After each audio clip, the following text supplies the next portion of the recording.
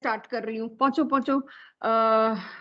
Hazel, तुम्हारे दोनों papers, एक तुमने पी ब्लॉक का टेस्ट पेपर मांगा था और वो रहा। हाँ जी, पढ़े, अब मेरी क्लास चल रही है, वो पढ़े तुम्हारे दोनों चीज, वहां बैठो टेस्ट करो।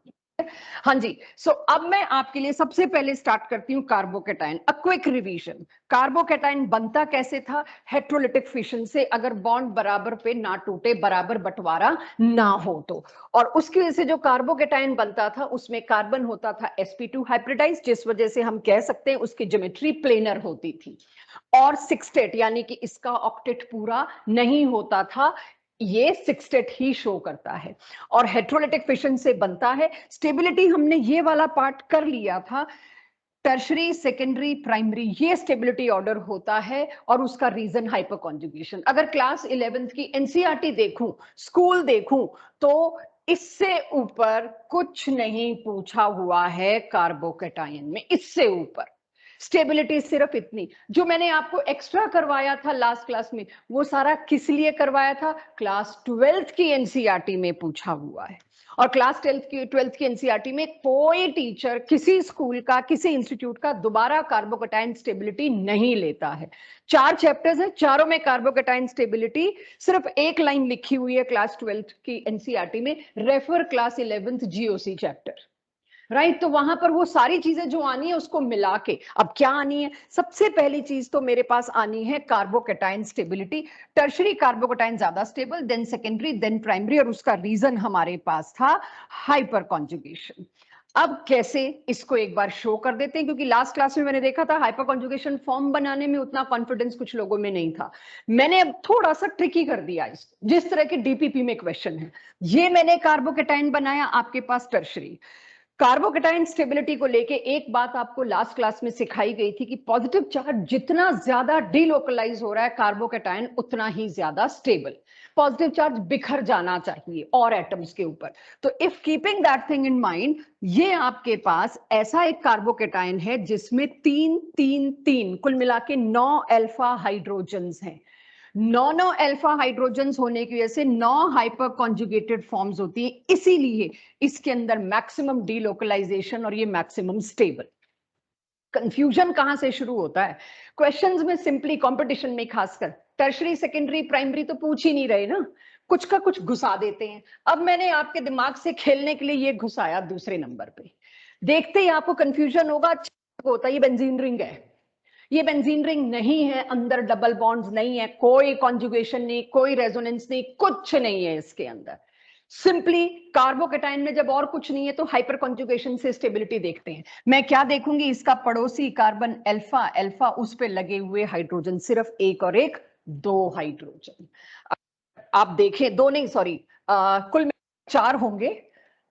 मैं फिर से दिखा देती हूं आपको। जो पड़ोसी कार्बन है यानी ये, इसकी टेट्रावैलेंसी देखो, 1 2 3 4 पूरी, यानी एक ही हाइड्रोजन है इसके पड़ोस वाले कार्बन पर। इधर ये पड़ोस वाला कार्बन, इस पर भी पॉसिबिलिटी एक ही हाइड्रोजन की है। How many hyper conjugated forms do I have here? पड़ोसी कार्बन से नेक्स्ट तो पड़ोसी पूछ ही नहीं सकते। Alpha and alpha, by chance मैंने ये ग्रुप्स जो लगाए ये खुद में सेकेंडरी थे। अल्फा हाइड्रोजन अगर मैं इसमें गिनूं तो कितने हैं इसके अंदर?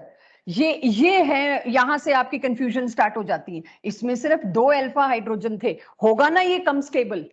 क्यों? क्योंकि 2 ही अल्फा हाइड्रोजन है, तो ये तो काफी कम डीलोकलाइज्ड होगा एज कंपेयर टू पहले वाला। It is less delocalised. अब यानी कि मैंने आपको फ्री रेडिकल तो ये वाला, टर्शरी कार्बोकेटाइन तो ये वाला दे दिया, सेकेंडरी ये वाला दे दिया। कार्बोकेटाइन तो सेकेंडरी है, यानी वो कार्बन जिस पे पॉजिटिव चार्ज है वो फर्दर 2 ही कार्बन से जुड़ा था, है तो सेकेंडरी। लेकिन अल्फा हाइड्रोजन्स में देखिए कितना फर्क आ गया। अब मैं आ जाती हूं किस पे? प्राइमरी। राइट, प्राइम, हाँ जी, हाँ जी, हाँ जी, हाँ जी।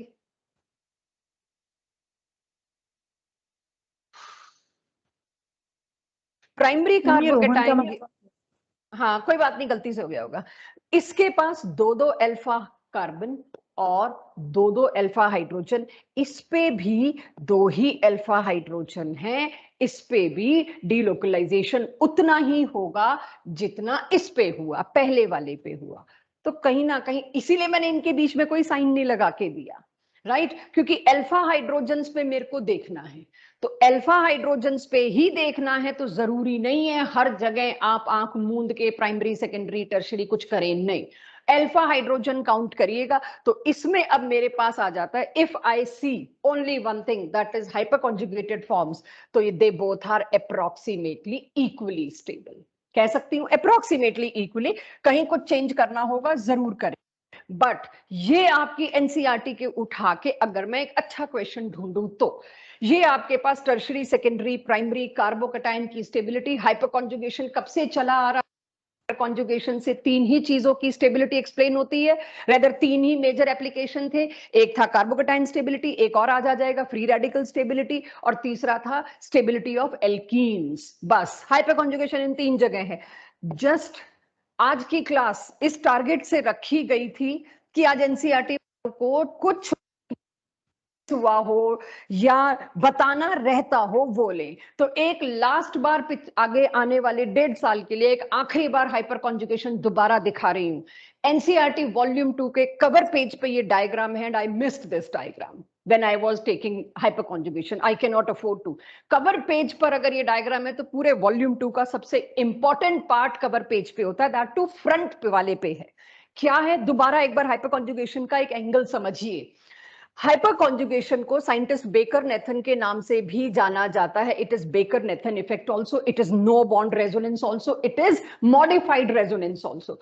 रेजोनेंस के ऊपर नहीं आता ये, मैंने जरूर कहा था ये रेजोनेंस की मॉडिफाइड फॉर्म है, उसका बड़ा भाई है, बट करेक्ट दैट थिंग, ये उसका छोटा भाई है, क्योंकि एंड में आपने देख लिया कि रेजोनेंस को हम ज्यादा प्रायोरिटी देते हैं। बट वैसे मैंने बड़ा भाई कहा था कि इसमें सिग्मा बॉन्ड भी कूद पड़ा पाई बॉन्ड के अलावा। सो हाइपर कॉन्जुगेशन का ये डायग्राम मेरे को आज बनाने में काफी देर लगी है, बहुत छोटा छोटा छोटा करके मैंने चीजों को मैनेज किया। इसको एक बार जरा ध्यान से समझिएगा। दिस, ये आपके सामने एक मैंने क्या बनाना था, मैंने आपके सामने एक एल्कीन बनाना था। यहां पर डबल बॉन्ड होता, लेकिन मैंने वो डबल बॉन्ड, अभी निगाह यहीं रखना, ड्रॉ करने का टाइम दूंगी, वो जो डबल बॉन्ड मैंने अलग कलर से बनाया है, वो बनाने के बजाय मैंने क्या किया, उसके साइडवेज ओवरलैप होते हुए दिखा दिए आपको पिंक कलर से। मींस ये तो है आपका सिग्मा बॉन्ड, ठीक है, और जो ऊपर मैंने साइडवेज ओवरलैप दिखाया है ये है आपका पाई बॉन्ड। डबल बॉन्ड को ड्रॉ करके ऐसे दिखाना हमारी मजबूरी है। ये वो एल्कीन है जिसके पास एक अल्फा कार्बन है, और इस एक अल्फा कार्बन पर तीन तीन अल्फा हाइड्रोजन है। जैसा एक अल्फा हाइड्रोजन के साथ हो रहा है, बाकी के दो अल्फा के साथ भी वही होगा। लेट्स सी क्या हो रहा है। ये जो कार्बन और हाइड्रोजन के बीच का बॉन्ड था, पहले तो ढूंढो ये किस किस के बीच में बॉन्ड बना हुआ है।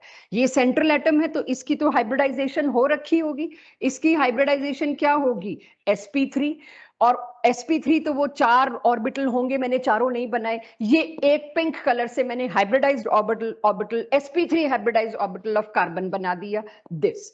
एंड हाइड्रोजन वो तो कभी नहीं हाइब्रिडाइज होगा, पेरिफेरल एटम तो हाइब्रिडाइज होते ही नहीं, उसके बीच का बॉन्ड sp3 और 1s ऑफ हाइड्रोजन के बीच का एक बॉन्ड बेचैन हुआ, हाइड्रोजन के साथ जो है वो मूव कर गया इस येलो एरो से इन दोनों कार्बन्स के बीच में, ठीक है। वो बॉन्ड मूव करता हुआ मैंने इस येलो या मस्टर्ड एरो से दिखाया। साथ में जो दो कार्बन लगे, उन दो कार्बन में एक 2p और 2p pi bond, 2px parallel pi bond बना हुआ है। हाइपर कॉन्जुगेशन की वजह से जब आप देखते हो ये एक बॉन्ड मूव किया, दिस, उसके चक्कर में ये पाई बॉन्ड उठ के इस कार्बन के ऊपर आया। जो पाई बॉन्ड उठ के कार्बन के ऊपर आया, आप देखिए कार्बन को उसने नेगेटिव चार्ज दे दिया। नेगेटिव चार्ज मतलब 2 इलेक्ट्रॉन, उसके p ऑर्बिटल में नेगेटिव चार्ज आ गया, एक उसका खुद का इलेक्ट्रॉन और एक पाई बॉन्ड वाले पड़ोसी कार्बन का इलेक्ट्रॉन, तो ये आ गया नेगेटिव चार्ज। आप हाइपर कॉन्जुगेशन फॉर्म ऐसे ही बनाते हैं, डबल बॉन्ड के इस वाले कार्बन पे नेगेटिव चार्ज। अब ये बॉन्ड जो मैंने ये वाला बॉन्ड इधर शिफ्ट किया, ये क्या बनेगा, CC के बीच में सिंगल बॉन्ड तो देखो पहले ही है इस डायग्राम में। आई होप आप लोग मेरे डॉट्स से समझ पा रहे हैं, मैं ज्यादा कचरा नहीं करना चाह रही इस डायग्राम में। तो ये देखिए यहां पर जहां मैं अपना पेन लेके जा रही हूं, यहां सिंगल बॉन्ड तो पहले ही था। अब एक बॉन्ड और मूव करके आया तो क्या बनेगा? Pi bond. दो एटम्स के बीच एक सिंगल बॉन्ड पहले ही बना है, दूसरा आएगा तो पाई बॉन्ड। देखो उसका पाई बॉन्ड मैंने ये पिंक ऑर्बिटल से बना दिया। ध्यान देना, जब ये पाई बॉन्ड मूव किया था, ये वाला पाई बॉन्ड मूव किया था, ये ऑर्बिटल वेकेंट हो गया होगा इस कार्बन का, तो ये वाला वेकेंट ऑर्बिटल उठ के इस वाले कार्बन पर शिफ्ट हुए बॉन्ड के साथ पाई बॉन्ड बना लिया। तो कैसे अदला बदली हुई आपके सामने। ओवरऑल इस हाइपर कॉन्जुगेशन की वजह से क्या हुआ देखिएगा। यहां पर जो भी मैं एक्सपेरिमेंट कर रही हूं अब वो आप ध्यान से देखिएगा क्या कर रही हूं। एटम नंबर 1 ये रहा हाइड्रोजन। एटम नंबर 1 और 2 के बीच का बॉन्ड जो था वो बॉन्ड इधर शिफ्ट हुआ और इसके साथ पाई बॉन्ड बना गया कि इसके पास एक पी ऑर्बिटल। अब आप कहते हैं इसके साथ एक पी ऑर्बिटल खाली कैसे हुआ, जरा उसको समझिए। ये कार्बन का जब हाइड्रोजन के साथ बॉन्ड टूट गया तो एक बॉन्ड पेयर गायब हो गया, अपने आप एक पी ऑर्बिटल खाली हो गया बॉन्ड टूटने की वजह से। बॉन्ड टूटने की वजह से पूरा का पूरा पेयर इसके पास आ गया, which is not participating now in bond. जो चीज बॉन्ड में पार्टिसिपेट नहीं करती वो अनहाइब्रिडाइज होती है, आ गया अनहाइब्रिडाइज्ड पी ऑर्बिटल, एक लोन पेयर अपने अंदर लिए हुए। वो सामने वाले को कहेगा लेट्स कम एंड ओवरलैप, उसको भी कोई प्रॉब्लम नहीं, कर लेते हैं ओवरलैप। जब उसने इससे ओवरलैप किया, क्यों? क्योंकि उसका पाई बॉन्ड ऑलरेडी उधर नेगेटिव चार्ज बनाने जा चुका है। तो अगर आप देखें तो इस हाइपर कॉन्जुगेशन में क्या हुआ है, सिग्मा बॉन्ड से शुरू होके लास्ट वाले के पाई बॉन्ड तक हम पहुंच गए। कंप्लीट डीलोकलाइजेशन 1 से लेके 4th एटम तक हुआ है। फर्स्ट कार्बन नहीं बोल रही मैं, फर्स्ट एटम इज हाइड्रोजन। तो हाइपर कॉन्जुगेशन का ये वाला डायग्राम और ये वाला डायग्राम आपकी एनसीईआरटी का दिया हुआ डायग्राम है, कवर पेज पर है। यानी कि फिर से सिग्मा बॉन्ड, ये देखिए sigma bond between sp3 hybridised orbital and s orbital of hydrogen move and it resonate with pi bond of 2p orbital like this। इसीलिए हाइपर कॉन्जुगेशन को एक्सटेंडेड रेजोनेंस कहा जाता है और हम कहते हैं it involve delocalization between sigma bond and unhybridized p orbital of pi bond, या कुछ ही कह लीजिए। अब आप सबको ये डायग्राम अच्छे से सोच समझ के बनाइए। मैं आपको 2 मिनट दे रही हूं सो दैट मैं अगले पार्ट पे पहुंच सकूं। ड्रॉनेथन इफेक्ट का डायग्राम मैं आपसे एक्सपेक्ट कर रही थी आपके पास होना चाहिए। जो इस जगह ढंग से नहीं बना पा रहे वो एनसीईआरटी में देखें, एनसीईआरटी में लिखा हुआ है, छोटा सा डायग्राम बनाया हुआ है, ये डिटेलिंग नहीं दी हुई तो बुकलेट से भी कर सकते हैं। But from my side this is hyper conjugation का फिर से एक मैंने आपके साथ डिस्कशन किया। सेम इज फॉर कार्बोकेटाइन, क्योंकि कार्बोकेटाइन स्टेबिलिटी चल रही है, तो सेम इज फॉर कार्बोकेटाइन। अब एक बार कार्बोकेटाइन का, हाँ जी मैम बना नहीं था डायग्राम, थोड़ा सा जल्दी यार। चलिए अब आ जाइए कार्बोकेटाइन पे।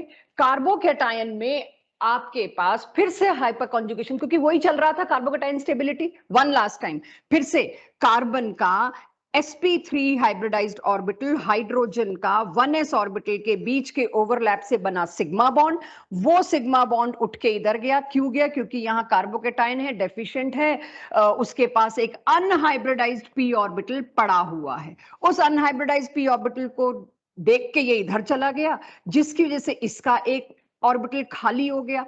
इसका एक ऑर्बिटल खाली हो गया तो देखिए मैंने इधर बना ही दिया।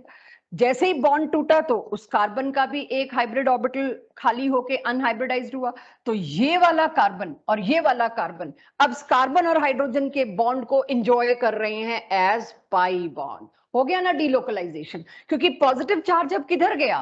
पॉजिटिव चार्ज इस कार्बन से देखिए इस हाइड्रोजन पे गया। तो कार्बोकेटाइन की हाइपर कॉन्जुगेटेड फॉर्म भी आपके स्कूल में आपके लिए बहुत इंपॉर्टेंट हो सकती है। इस वजह से मैं कह सकती हूं delocalization is between sigma bond, कौन से वाला? CH, और unhybridized p orbital of carbocation. That is why hyper conjugation को आपके स्कूल ऑब्जेक्टिव्स के लिए हाइपर कॉन्जुगेशन को सिग्मा पाई डीलोकलाइजेशन भी कहा जाता है कि पाई बड़ा सिंपल, सबसे पहला सवाल कार्बोकेटाइन स्टेबिलिटी का हर जगह आपको जो पूछना होता है वो है आपके पास carbocation stability. We all know tertiary is more stable then secondary and then primary because of इसमें 9 अल्फा हाइड्रोजन एटम है, इसमें 6 अल्फा हाइड्रोजन एटम है और इसमें सिर्फ 2 अल्फा हाइड्रोजन एटम है। अगर सिर्फ अल्फा हाइड्रोजन एटम की गिनती लिख के आप समझेंगे आपने जवाब दे दिया, आपको नंबर मिल गए, नहीं। 4 ऑप्शन में से 2 करेक्ट हो सकती हैं, 3 करेक्ट हो सकती हैं। ज्यादा हाइपर कॉन्जुगेटेड फॉर्म्स बनेंगी अगर ज्यादा अल्फा हाइड्रोजन है, ज्यादा अल्फा हाइड्रोजन है तो ज्यादा डीलोकलाइजेशन है। ये इतनी बार डिस्कस हो गया कि अब आपको सपने में भी यही आना चाहिए कि भाई ये तो इतना पक गया कि tertiary then secondary then primary और लास्ट में methyl carbocation. But one more thing which we have not discussed under this heading, एक और इफेक्ट इसमें ऑपरेट हो रहा है, जरा आप देखिए। एक और इफेक्ट है जो मैं भूल नहीं सकती यहां, वो है ये 3 मिथाइल ग्रुप का इफेक्ट कौन सा होता है? प्लस आई, इंडक्टिव इफेक्ट। तो यहां देखिए मैंने स्पेशली नोट डाला है, because of plus I effect. Plus I effect 3 alkyl group क्या कर रहे हैं? तीनों एल्काइल ग्रुप अपने ऊपर थोड़ा थोड़ा प्लस ले रहे हैं, इलेक्ट्रॉन डेंसिटी थोड़ी सी उधर खिसका के। जब थोड़ी सी इलेक्ट्रॉन डेंसिटी खिसका रहे हैं तो इसके ऊपर तीनों क्या दे रहे हैं? Partial negative negative negative. तो कुछ हद तक इसके पॉजिटिव को न्यूट्रलाइज कर रहा है टर्शरी में। इसीलिए टर्शरी कार्बोकेटायन एक और इफेक्ट की वजह से ज्यादा स्टेबल है। वो बात अलग है, हाइपर कॉन्जुगेशन के होते हुए हम इंडक्टिव को कंसिडर नहीं करते, क्योंकि हाइपर कॉन्जुगेशन अगर 80 है तो इंडक्टिव 2 है, तो 80 + 2 82 तो हो ही गया। तो यानी कि अब आपके लिए ऑब्जेक्टिव में फिर एक बात ध्यान देनी होगी, चारों ऑप्शन पढ़ने जरूरी होंगे। Tertiary carbocation is more stable because of more hyperconjugated form, more delocalization. Yes. Second option, because of plus I effect of 3-methyl group attached. Yes. दोनों के दोनों एक ही डायरेक्शन में काम कर रहे हैं। तो कार्बोकेटायन की स्टेबिलिटी आपसे कोई पूछे, हाइपर कॉन्जुगेशन दीजिए। लास्ट ईयर तक हम कैसे कहते थे, स्कूल में क्वेश्चन आएगा प्लीज हाइपर कॉन्जुगेशन से एक्सप्लेन करोगे। अब आपको एक्सप्लेन नहीं करना, आपको लिखना नहीं है, आपको ऑब्जेक्टिव अटेम्प्ट करने हैं। और ऑब्जेक्टिव जितना स्कूल टीचर्स से मैं पूछ रही हूँ, जगह जगह बात कर रही हूँ, तो उनका कहना है जी हम एमटीजी की फिंगर टिप्स एनसीईआरटी पकड़ रहे हैं। फिंगर टिप्स यानी कि उसमें ऑब्जेक्टिव्स हैं, प्लस जो 10% हॉट्स वाले क्वेश्चन हमको देने कंपल्शन होते हैं वो हम जेई मेंस के पास्ट ईयर्स आए हुए उठा के दे रहे हैं। और 1-2 स्कूल टीचर्स तो ऐसे हैं जिन्होंने कहा जेई एडवांस में जो पिछले सालों में रिलेटेड क्वेश्चन आए वो दे रहे हैं। तो वहां पर आपके पास ये आ जाती है कि दूसरी ऑप्शन है, क्या कार्बोकेटायन टर्शरी इसीलिए भी स्टेबल है क्योंकि उसके अंदर इंडक्टिव इफेक्ट है 3 एल्काइल ग्रुप्स का? यस, इसलिए भी स्टेबल है। तो आपको ये ध्यान देना पड़ेगा कार्बोकेटायन स्टेबिलिटी में। तो चलिए अब मेरी स्पीड थोड़ी बढ़ेगी क्योंकि अब जी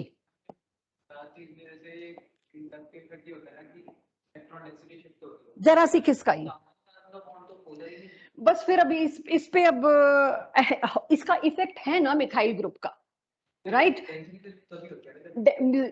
अगर वो पोलैरिटी होती, नॉन पोलर बॉन्ड है ये, अगर पोलैरिटी होती तो बहुत ज्यादा शिफ्ट होता।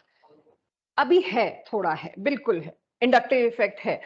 और ये सारे हाइपोथेटिकल थिंग्स हैं पार्थ, जो हम एग्री करते हैं क्योंकि हमारे बहुत सारे वरना सॉल्व नहीं होंगे। चलिए अब ये चीज जो लास्ट में मैंने आपको पिछली क्लास में कह दी थी कि जस्ट रिवर्स कर दीजिएगा कार्बोकेटायन का जो जो भी पढ़ा कार्बो एनायन से, बट उससे हमारा काम चलता नहीं है। तो अब जरा मैं कार्बोकेटायन स्लो स्लो बोलती जा रही हूं, आप लोग इसको नोट करते जाइएगा। लेकिन ये पूरी तरह से अपने आप में कंप्लीट नोट्स हैं कार्बो एनायन के। कार्बो एनायन की फॉर्मेशन देखिए, वो भी हेट्रोलिटिक फिशन से बनता है अगर बराबर बंटवारा ना हो। समझ भी लीजिएगा प्लीज। यानी कि अब ये देखो, ये बहुत इंपॉर्टेंट रिएक्शन है, कार्बन और हाइड्रोजन दोनों के बीच में बना हुआ है सिंगल बॉन्ड, लेकिन यहां बराबर बंटवारा नहीं हुआ। हाइड्रोजन का एक बेसिक स्वभाव आप देखेंगे, it is happy to leave as H positive. Hydrogen इतना छोटा एटम है, इतना छोटा न्यूक्लियस है, वो कहता है मेरे को तुम एक भी इलेक्ट्रॉन मत दो, प्लीज कोई मेरा इलेक्ट्रॉन ले लो। Hydrogen is ready. तो यहां पर हाइड्रोजन ने मौका देखा, वो कहता है भाई मेरे को एज प्रोटॉन बन के निकलने दो, आई एम हैप्पी। तो इसके आगे आप लिख सकते हैं it is happy as it is H positive. तो पीछे वाले कार्बन को फिर पूरा का पूरा पेयर लेना पड़ा। आप देखिए मैंने एक एरो जो पहले बनाया वो क्या बता रहा है, ये हाइड्रोजन अपने बॉन्ड को छोड़ के निकल गया। जो पूरा बॉन्ड यहां छूट गया है वो पूरा बॉन्ड कार्बन के ऊपर किस फॉर्म में आ गया, नेगेटिव चार्ज। ऐसे एनायन को कहते हैं कार्बो एनायन और ऐसे फिशन को कहते हैं हेट्रोलिटिक फिशन।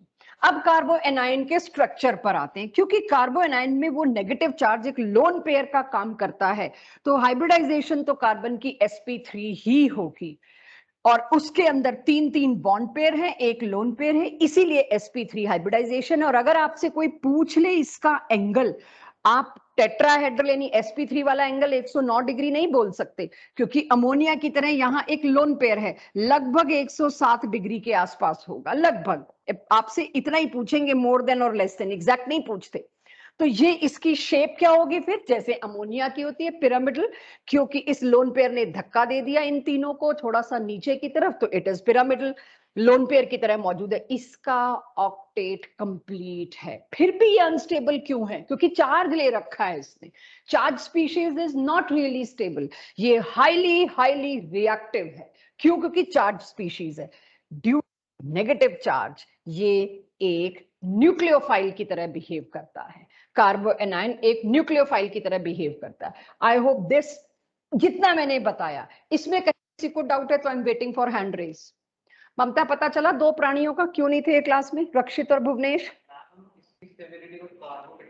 मैम इनका मैथ्स का एग्जाम है तो इनके मदर से बात हुई है, उन्होंने ही बोला है कि ये नहीं आएंगे।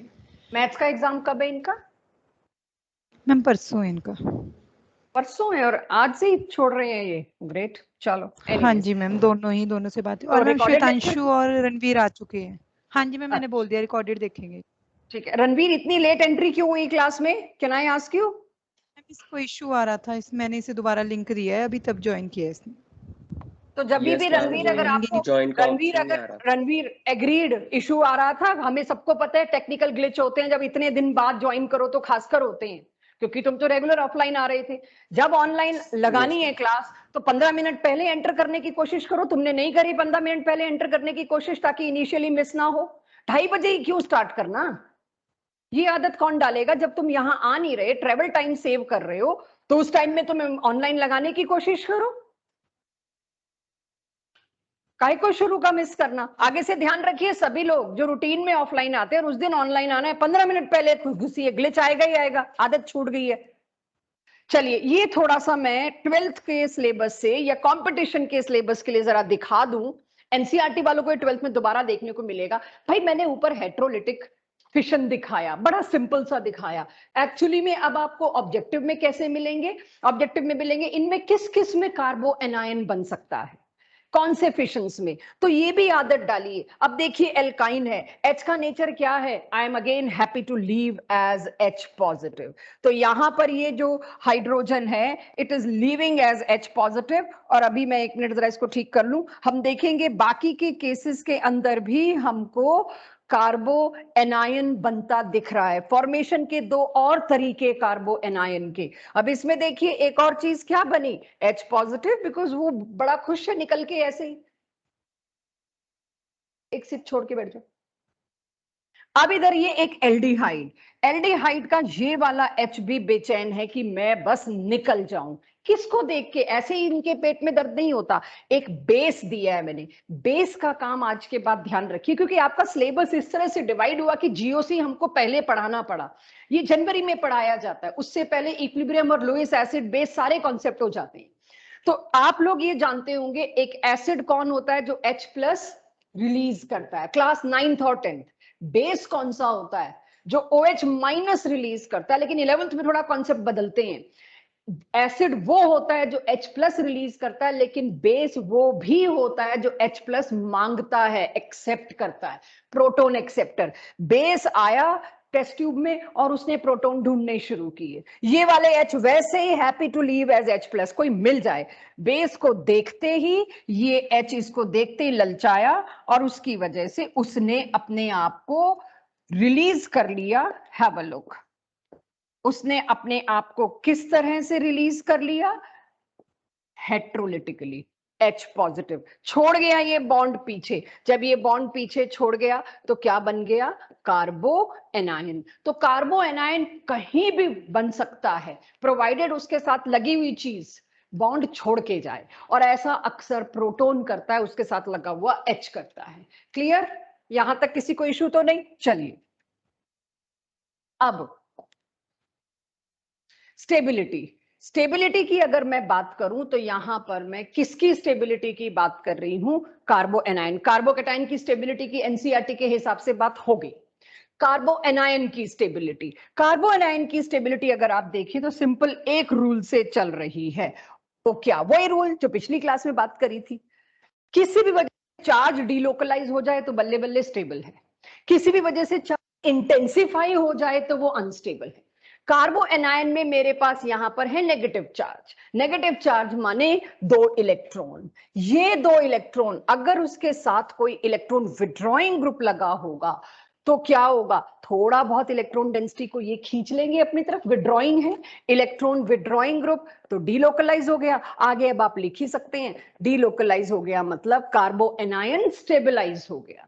लेकिन यहां अगर आपने कोई इलेक्ट्रॉन डोनेटिंग ग्रुप जैसे मिथाइल ही लगा होता, अपना प्लस आई दे देता, थोड़ी सी ही सही अपनी इंटेंसिटी शिफ्ट कर देता, इलेक्ट्रॉन इंटेंसिटी शिफ्ट कर देता, या कोई रेजोनेंस की वजह से प्लस आर वाला ग्रुप जुड़ा होता कि अपना पूरा पूरा पेयर इसको दे रहा होता, खिसका रहा होता, कुछ भी, चार्ज इंटेंसिफाई होता और वो डिस्टेबलाइज होता। ये पूरी ऑर्गेनिक में ये चीज बहुत ज्यादा काम आने वाली है कि किसी वजह से चार्ज इंटेंसिफाई हो गया, दर्द बढ़ गया, अनस्टेबल हो गया। तो अब मैं आती हूं कार्बो एनायन की स्टेबिलिटी आप लोगों के लिए, बेसिक एनसीईआरटी पहले। Therefore, stability is directly proportional to electron withdrawing group. जितना तगड़ा इलेक्ट्रॉन विड्रॉइंग ग्रुप होगा कार्बो एनायन उतना ज्यादा स्टेबल, जितना तगड़ा इलेक्ट्रॉन डोनेटिंग ग्रुप होगा उतना ही स्टेबिलिटी कम होती जाएगी। इन सिंपल टर्म्स ये फॉर्मूला टाइप हम नोट्स को अट्रैक्टिव बनाने के लिए लिखते और लिखवाते हैं, काम आपका दिमागी आता है, राइट? अब इसमें देखिए मिथाइल कार्बो एनायन है, हैव अ लुक। यहां पर ये नेगेटिव चार्ज है, अपने सिर पे लिए बैठा है, अनस्टेबल तो है ही, बट कौन सा ज्यादा unstable? Have a look. कार्बो anion की स्टेबिलिटी में गलती से भी हाइपर कॉन्जुगेशन मत ला दीजिएगा। हाइपर कॉन्जुगेशन सिर्फ कार्बोकेटाइन को स्टेबलाइज करने के काम आता है। Plus I effect, electron donating, तो इसके नीचे लिखिए plus I effect.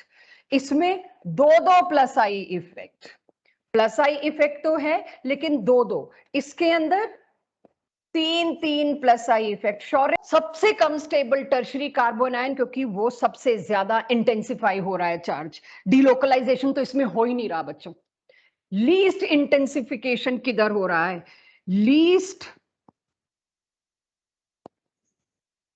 Intensity of charge यहां पर थी, जहां लीस्ट इंटेंसिटी थी वो मोस्ट स्टेबल, जहां मोस्ट इंटेंसिफाई हुआ चार्ज, क्या चीज मोस्ट इंटेंसिफाई हुई? नेगेटिव चार्ज, वो होगा मेरे लिए लीस्ट स्टेबल। ये स्कूल में बहुत ज्यादा आएगा, प्लीज ये ध्यान रखना। और आपकी आज के कंपटीशन के क्वेश्चन का सबसे स्ट्रॉन्ग बेसिक ये बनने वाला है, जहां आप फंसे होंगे वो सब यहीं पे निकलेंगे। सो ये मेरे पास हुआ आपके लिए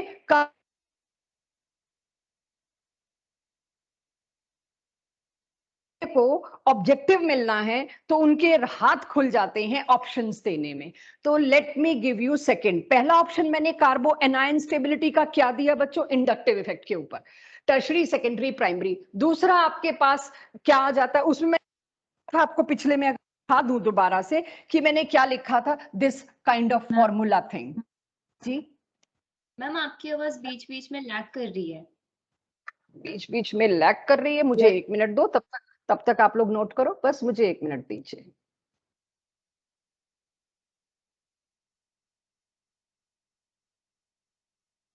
मेरा नेट तो प्रॉपर कनेक्टेड है। भाई किसान आंदोलन का रोला तो नहीं शुरू हो गया जिसकी वजह से इंटरनेट थोड़ा सा वीक कर देते हैं ना? Government always do this. Ma'am बीच में वैसे ही एक दो सेकंड के लिए गई थी, तो अभी तो प्रॉपर सही है। ठीक है, क्योंकि बता देना बच्चों, क्योंकि I am doubting this also. Mamta ma'am भी अपने घर से ही सुन रहे हैं कि हम वेट कर रहे हैं कि हाँ 2 से 3 बजे के आसपास इंटरनेट के वो तो खैर उस साइड का तो वैसे ही सस्पेंड हो रखा होगा। बोलो जी अवनीत। मैम मुझे पिछली स्लाइड में एक प्रॉब्लम थी, जो इससे पिछली वाली बोलो। स्लाइड। बोलो। मैम इस केस में जब आपने हमें बेस के जो हमें आपने हमें फॉर्मेशन के बाद सेकंड रिएक्शन हमें जो लिखा है मैम, उसमें आपने heterolytic bond fission left hand side वाले हाइड्रोजन की दिखाई, राइट हैंड साइड वाले की नहीं हो सकती थी जो कार्बन बिल्कुल के हो साथ। सकती थी। ये मेरा क्लास 12th का सिलेबस है। I am happy at least somebody asked me this. Class 12th का एनसीईआरटी का क्वेश्चन है, व्हाई दिस वाला H is leaving ready to leave. जो H निकलता है एज प्रोटॉन उसको कहते हैं एसिडिक, क्योंकि उसी की वजह से कोई एसिडिक बन रही है। ये मेरे आगे स्लाइड्स में आता, बट गुड आस्क्ड। अब देखो इसके अंदर नहीं हो गया negative single bond double bond, it will resonating. Resonance इसको स्टेबलाइज कर देगी। लेकिन अगर ये वाला H निकला तो कोई रेजोनेंस होनी ही नहीं थी। आप निकालते भी ये वाला H तो आप अपनी कॉपी में निकाल के देखो, ये रेजोनेंस स्टेबलाइज्ड होना ही नहीं था। ये क्वेश्चन क्लास 12th एनसीईआरटी का है, एल्डिहाइड फंक्शनल ग्रुप में और बोर्ड में आए हुए क्वेश्चन में है, why aldehyde has alpha carbon का H एज एसिडिक। और हमें आंसर में लिखना पड़ता है क्योंकि ये वाला H निकलते ही इसमें एक रेजोनेंस होती है जिसकी वजह से ये काफी हद तक स्टेबलाइज हो जाता है। Clear Avneet? Yes ma'am. CH2 पे प्लस क्यों आएगा पार्थ? वो तो होल्ड इट यार, ये देखो तो ये पूरा का पूरा कैसे गया एज प्रोटॉन। ये बॉन्ड इसको देके गया, इस पे क्या आया नेगेटिव चार्ज, CH2 पे पॉजिटिव क्यों आएगा? अब जो वो नेगेटिव कहीं और चला गया तो वो तो न्यूट्रलाइज हो गया, पॉजिटिव नेगेटिव, ठीक है। But yes good. तो मुझे बच्चों सभी से ये ऑब्जर्वेशन चाहिए, बट कोई बात नहीं, कोई एक भी पूछता है तो हमारा पर्पस तो सॉर्ट आउट हो जाता है। मतलब मैं कोई चीज सोचू ना मैं छोड़ रही हूं तो तुम लोग मेरे को छोड़ने मत देना, this is good thing. So stability is again proportional to delocalization of negative charge. Negative charge जितना फैलता जाएगा, ये भी एनसीईआरटी के लिए है, नेगेटिव चार्ज जितना फैलता जाएगा कार्बो एनायन उतना ही ज्यादा स्टेबल होता जाएगा। अब ऑप्शन नंबर 1 और ऑप्शन नंबर 2 देखिए पहले, इन दोनों में से कौन सा, फिर मैं सारे बोर्ड इस बोर्ड पे जितनी भी फॉर्म्स है उनका भी एक पैटर्न लिखवाऊंगी। तो अब इसमें देखिए यहां पर अब मैं आपको क्या दे रही हूं, फर्स्ट ऑप्शन में अगर आप देखो तो there is conjugation, double single charge, इसमें है कॉन्जुगेशन जिसकी वजह से इसमें क्या होगा रेजोनेंस। तो यहां पर आर इफेक्ट मैं ब्रैकेट में लिख रही हूं, बनाएंगे आप लोग खुद जिसको जितनी जरूरत हो। और इस केस में नो आर इफेक्ट। अब मेरे को मेरी क्लास से चाहिए कोई और इफेक्ट लग रहा है क्या इसमें? Induction is something else, inductive is something else, बड़ा फर्क हो जाएगा, ये फिजिक्स मत ले आना। इसमें अगर आप देखो तो एक इंडक्टिव इफेक्ट तो लग ही रहा है इथाइल ग्रुप का, एल्काइल ग्रुप का। वो क्या कर रहा है उल्टा, वो चार्ज को इंटेंसिफाई कर रहा है। तो लिखिए इसके नीचे प्लस आई इफेक्ट, इंटेंसिफाई कर गया, रेजोनेंस इफेक्ट है नहीं इसके अंदर। और पहले वाले ऑप्शन में चाहे कितना भी इजी लगे नीचे लिखिएगा, ये 12th में आके मुश्किल लगने वाला है। आर इफेक्ट जो है वो डीलोकलाइज कर रहा है नेगेटिव चार्ज को। तो कौन सी फॉर्म ज्यादा स्टेबल हुई? फर्स्ट वाली फॉर्म ज्यादा स्टेबल हुई। अब आ जाते हैं इसके नीचे सेकेंड फॉर्म। तो मेरे को शौर्य की याद इस थर्ड फॉर्म पे आनी थी कि मैं शौर्य से आज बनवाती, बट एनीवेज इसके अंदर अब ये आपकी अपनी मेहनत है कि आप लोग बनाएं, गलतियां करें। रेजोनेंस स्टार्ट करी मैंने थर्ड फॉर्म में जब मैंने रेजोनेंस स्टार्ट करी तो मैं पहला स्ट्रक्चर बना देती हूँ। आपको पता है तीसरा स्ट्रक्चर कैसा बनता है और आखिरी स्ट्रक्चर कैसा बनता है। इसकी जितनी प्रैक्टिस करोगे उतना हाथ खुलेगा, गलतियां होने दो, राइट। इसके बाद सेकेंड फॉर्म का जो इसमें एक फॉर्म और बन गई, इसका भी एक एरो का सेट बना दे। Rest is your own homework, इसको अपने आप बनाइएगा। अगली क्लास में हमसे कंफर्म जरूर करिएगा क्योंकि ये काफी इंपॉर्टेंट होने वाला है। ऐसे करते करते इसके अंदर 5 रेजोनेटिंग स्ट्रक्चर्स बन जाते, तो मैं कह सकती हूं इसके अंदर भी प्लस आर इफेक्ट लग रहा था जिस इफेक्ट की वजह से ये बड़ा स्टेबल हो गया। अब आ जाते हैं नीचे वाले पे। नीचे वाले पे किसी को कुछ एक्स्ट्रा बनाने की जरूरत नहीं है। ये वाला नेगेटिव चार्ज इस रिंग की वजह से भी प्लस आर इफेक्ट शो करेगा, इस रिंग की आर ही लिख देते हैं, प्लस और माइनस का चक्कर वहां डाले जहां जरूरत पड़े। यहां पर भी आर इफेक्ट है, दो दो रिंग आर इफेक्ट की वजह से और डीलोकलाइज कर रहे हैं। यहां पर तीन रिंग, ऑल 3 रिंग्स, ये रेजोनेंस इफेक्ट दिखा के भाई तीनों रिंग में नेगेटिव चार्ज डीलोकलाइज हो गया। अब आपके सामने फॉर्म 1 और 2 जो मैंने बनाए थे उसमें तो मैंने आपको बता दिया कौन सा ज्यादा स्टेबल होगा, जो ऊपर बने हुए थे। लेट मी जूम इन, ये देखिए फॉर्म 1 और 2 में तो क्लियर दिख रहा था कि कौन सा ज्यादा स्टेबल है कौन सा कम स्टेबल है, लेकिन फॉर्म 3, 4, 5 में नीचे वाला सबसे ज्यादा स्टेबल होगा। क्यों सबसे ज्यादा स्टेबल होगा? इसके अंदर most delocalized charge, most delocalize negative charge, इसमें थोड़ा कम। एरोमेटिक वाले में, यानी कि एरोमेटिक बोल दिया सॉरी, ये जो तीसरे वाला फॉर्म था इसमें और कम। तो अब अगर मैं आप लोगों से पूछूं लक्ष्य, हरगुन, कौन सी इन पांचों में से 1, 2, 3, 4, 5 येलो कलर से लिखी दिख रही है, कौन सी फॉर्म सबसे ज्यादा स्टेबल? हरगुन, 5th वाली, बिल्कुल सही, गुड। हिमांक, उसके बाद फर्स्ट तो आपको पता डीलोकलाइजेशन 1 से लेके तीसरे कार्बन तक है। जरा देख रहे हो सेकंड में डीलोकलाइजेशन 6 कार्बन इसके, 6 इसके, और खुद एक नेगेटिव चार्ज वाला 13 कार्बन पे डीलोकलाइजेशन।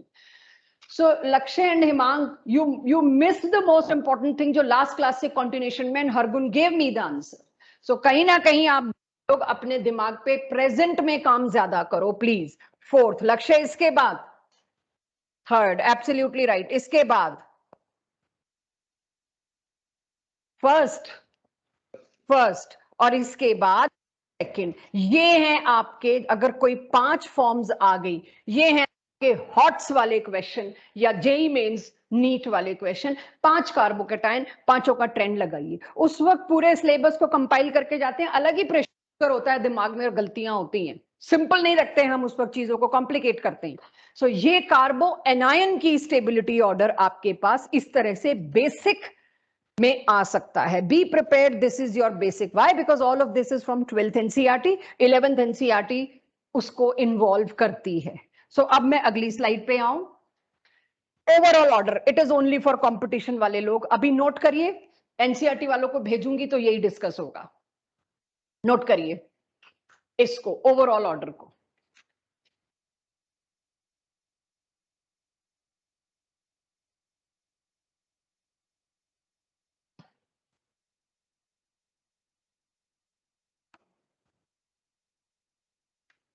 कार्तिक क्लास में नहीं है?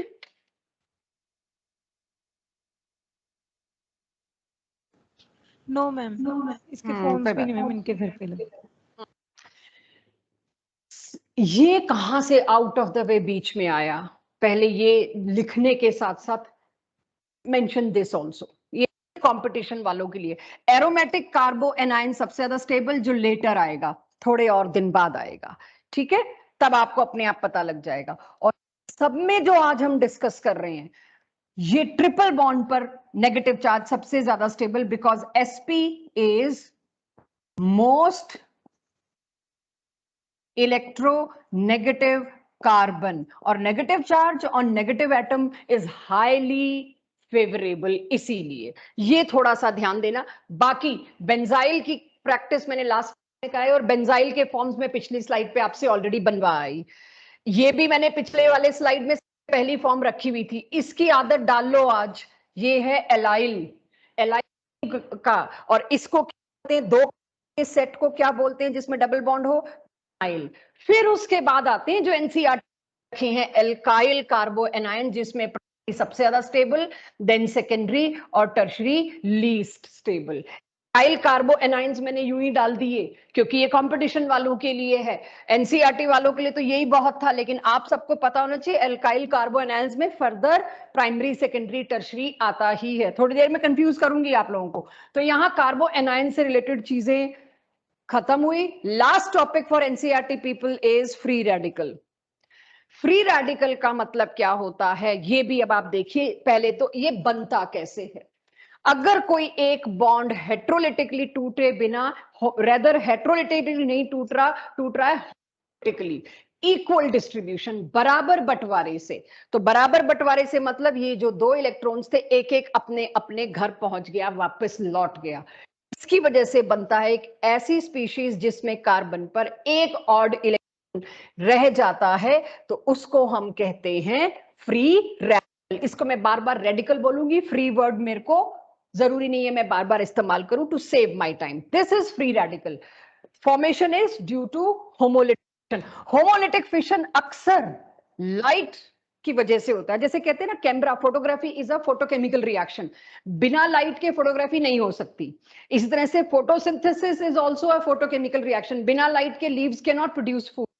बिल्कुल उसी तरह से ये फ्री रेडिकल बनना भी एक तरह का फोटोलिटिक रिएक्शन है, लाइट की वजह से ही होता है। क्योंकि आप ही में से किसी का सवाल आता, हमें कैसे पता कहीं पर होमोलिटिक हो रहा है कहीं पर हेट्रोलिटिक, इसी का मैंने हेट्रोलिटिक करके कार्बोकेटाइन बना दिया इसी बॉन्ड का।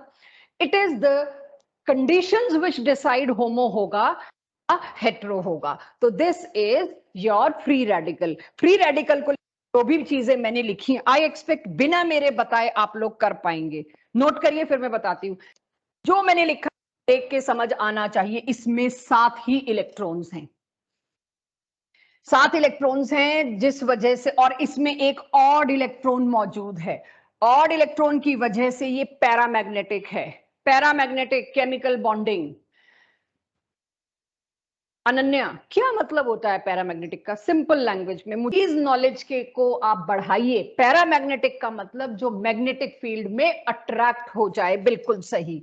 ये एक ऐसी स्पीशीज है जो 7 इलेक्ट्रॉन लिए बैठी है, डेस्परेट है 8वें इलेक्ट्रॉन के लिए स्टेबल होने के लिए, इसीलिए इलेक्ट्रोफाइल है, इलेक्ट्रॉन लविंग है। इलेक्ट्रोफाइल न्यूक्लियोफाइल में मैंने इनको नहीं लिया था, खास करके कार्बो एनायन को और फ्री रेडिकल को, कि जब इनकी बारी आएगी तब बात करेंगे। तो ये अब एक चीज जो मैंने बार बार एनसीईआरटी पढ़ी आज, ये एनसीईआरटी में नहीं दे रखा है, यानी एनसीईआरटी के लेवल का नहीं है। क्यों लेवल का नहीं है अभी आपको समझ आ जाएगा। कार्बन फ्री रेडिकल जो है उसकी ज्योमेट्री प्लेनर भी हो सकती है, पिरामिडल भी हो सकती है जरूरत पड़ने पर। एनसीईआरटी पूरे 2 साल इसके बारे में बात नहीं करेगी। आप बस 1 मिनट कंपटीशन वाले समझ लीजिए कैसे। अगर तो ये फ्री रेडिकल वाला ऑर्बिटल हाइब्रिडाइजेशन में पार्टिसिपेट नहीं कर रहा तो ज्योमेट्री में भी पार्टिसिपेट नहीं करेगा, ये अनहाइब्रिडाइज्ड पी ऑर्बिटल रहेगा। अगर ये अनहाइब्रिडाइज्ड पी ऑर्बिटल रहेगा तो 3 ही बॉन्ड पेयर रह गए सिर्फ इसके पास। जब इसके पास 3 ही बॉन्ड पेयर तो हाइब्रिडाइजेशन sp2 और ये प्लेनर। लेकिन अब ये वाला इलेक्ट्रॉन वाला हाइब्रिडाइजेशन में पार्टिसिपेट कर गया तो क्या होगा? 3 बॉन्ड पेयर प्लस एक नॉट एग्जैक्टली लोन पेयर, एक लोन इलेक्ट्रॉन वो हाइब्रिडाइजेशन में पार्टिसिपेट कर गया तो मेरे पास क्या हाइब्रिडाइजेशन आ जाएगी? sp3 और ज्योमेट्री होगी पिरामिडल, क्योंकि वो जो लोन इलेक्ट्रॉन है वो ज्योमेट्री का हिस्सा तो बनेगा नहीं। अब सवाल आता है हमें कैसे पता चलेगा कि प्लेनर कब है पिरामिडल कब है? इसी के लिए एनसीईआरटी वालों के बाद बहुत सारा डिस्कशन आपके लिए पड़ा है अभी। लेकिन ये नोट कर लीजिए, प्लेनर और पिरामिडल कुछ भी हो सकता है। जरूरत पड़ने पर ये प्लेनर बना लेगा जब इसको कोई लालच मिल रहा होगा, स्टेबिलिटी मिल रही होगी, और जब इसको एडवांटेज मिल रहा होगा ये आराम से खुला खुला पिरामिडल बनाएगा। ठीक है, कीप्स ऑन चेंजिंग। बट अभी आपको सिर्फ इतना पता होना चाहिए इसकी ज्योमेट्री बोथ हो सकती है। एनसीईआरटी ने इस बारे में, मैंने दोनों साल की एनसीईआरटी आपको ये देने से पहले आज चेक की है, कहीं मेंशन नहीं किया हुआ है। सो एनसीईआरटी वाले इस बात से फ्री रहें बिल्कुल जी। ओनली 3 बॉन्ड पेयर इसीलिए क्योंकि lone pair is, this is not even lone pair, this is not even taking participation in bond formation. तो ये हाइब्रिडाइज हो चाहे तो ये इसको हाइब्रिडाइजेशन से किक आउट कर सकता है। लेकिन अगर कुछ एडवांटेज मिल रहा होगा कहीं पर जो आगे मिलेगा तो जरूरत पड़ने हाइब्रिडाइज कर भी सकता है। इसीलिए इसकी ज्योमेट्री को आप बोथ डालोगे, प्लेनर भी हो सकती है, कहीं प्लेनर मिलेगी इसी साल, और कहीं पर नॉन प्लेनर यानी पिरामिडल मिलेगी। बट दिस इज, तो ये ओनली फॉर कंपटीशन के लिए आपके पास होनी चाहिए। चलें आगे, लास्ट थिंग फॉर एनसीईआरटी वाला सेट। आ जाइए इसमें। अब फ्री रेडिकल की स्टेबिलिटी, एक अकेली स्लाइड पे सारा कुछ हो गया है, खास शायद एक आधी और हो, बस वो मैं चेक करूंगी। स्टेबिलिटी वही चीज, इस अकेले अनपेयर्ड इलेक्ट्रॉन को अगर इलेक्ट्रॉन विड्रॉइंग ग्रुप जुड़ा हुआ है, वो खींच रहा है, वो डीलोकलाइज कर रहा है। लोकलाइज करने का मतलब वो इसको स्टेबलाइज कर रहा है। इसी तरह से एक अकेले इलेक्ट्रॉन को इलेक्ट्रॉन डोनेटिंग ग्रुप कोई दे रहा है तो वो उसको इंटेंसिफाई कर रहा है। इंटेंसिफाई का मतलब डिस्टेबलाइज। अब मैं देखूं आप लोग कितनी 2 क्लासेस में समझ पाए, रिपीट है क्योंकि आपके लिए। इनमें पहला दूसरा सेट डिसाइड करिए कौन सा ज्यादा स्टेबल, कौन सा कम स्टेबल फ्री रेडिकल। उदिति है क्लास में, देना जवाब उदिति। कृति क्लास में हो तो माइक ऑन करो।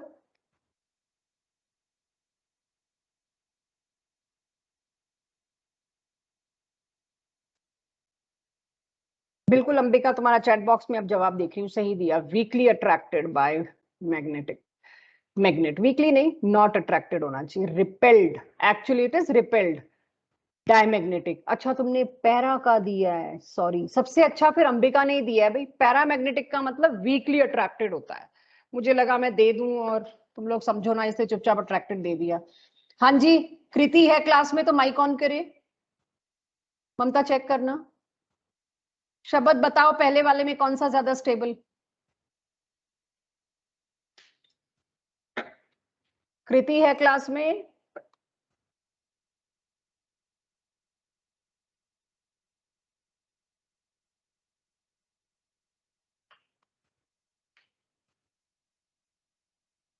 शब्द आई एम वेटिंग, या क्लास से निकल लिए हो? नहीं मैम, क्लास में हूँ मैं। चलो करो, कोशिश करो, कोई बात नहीं, कोशिश करो। Excuse me ma'am. हाँ जी बोलो जी। मैम मेरे ख्याल से मैम मेरी जो स्क्रीन शेयर है वो मैम अभी भी मतलब हिल नहीं रही मैम, वो कब से एक ही पे पॉज पड़ी है। कब से? मैंने रोक रखी है, कब से? मैम आप कौन सी स्लाइड पे हो? लो मैं स्लाइड नंबर 10 पे हूँ। मैम मेरी 9 पे है। हाँ तो फिर तुम आज ऑफलाइन क्यों नहीं आए? मुझे बताओगे ऑनलाइन लगाने का क्या वजह है? मैम भारत बंद था। भारत बंद था? कहाँ भारत? चंडीगढ़ बंद मैंने तो नहीं सुना। काहे का भारत बंद? सिवाय पंजाब के कहीं भी नहीं है भारत बंद। तुम कौन से सेक्टर से आते हो? 48।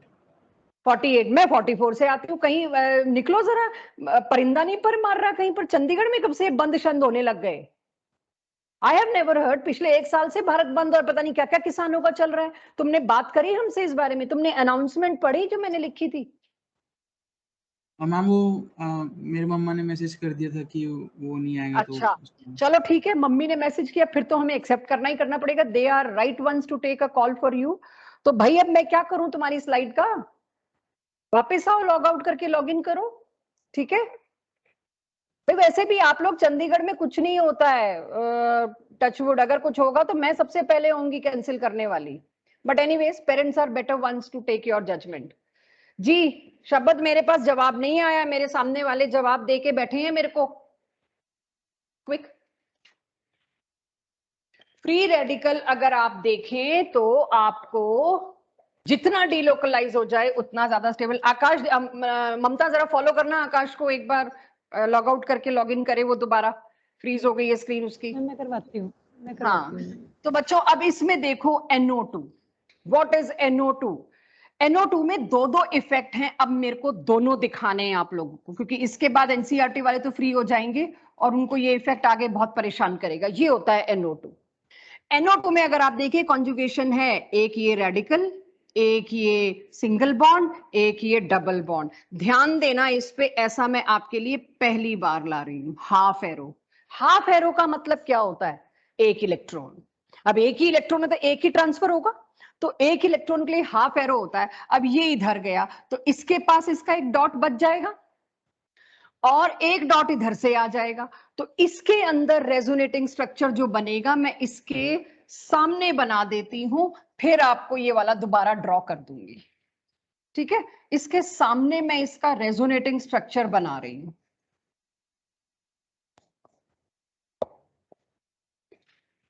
ये देखिए, अब इस रेजोनेटिंग स्ट्रक्चर की वजह से क्या हुआ?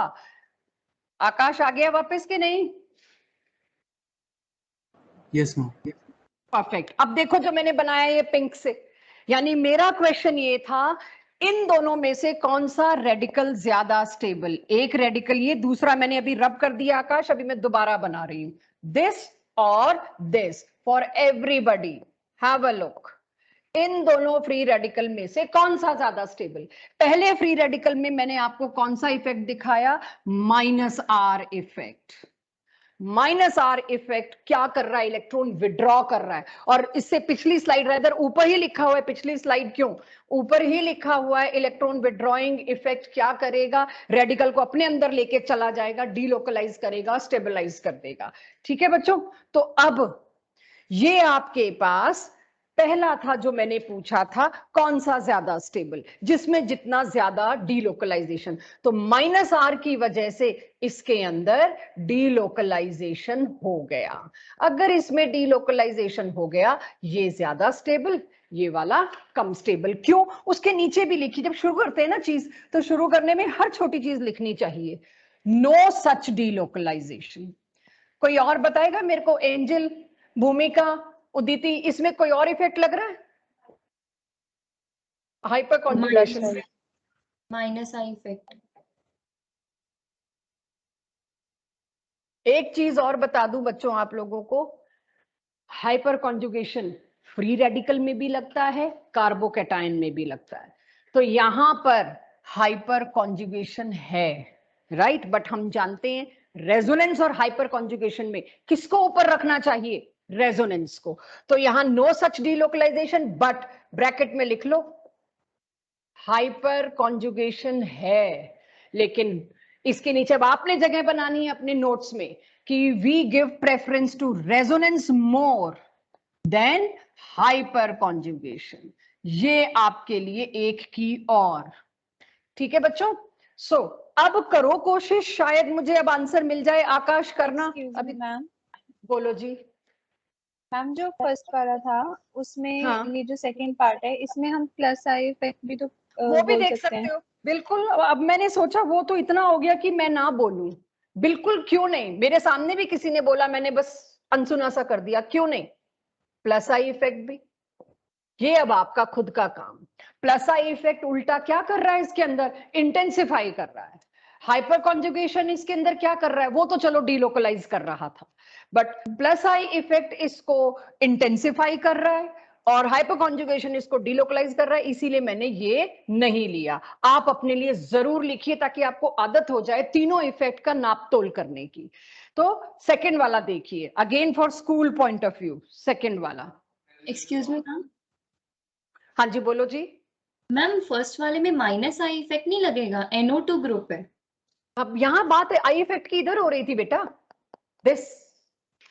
यस मैम, मैं वही कह रही हूँ कि इसमें माइनस आई इफेक्ट लगेगा, प्लस आई इफेक्ट अवनीत तो नहीं। Avneet Avneet, hold it hold it.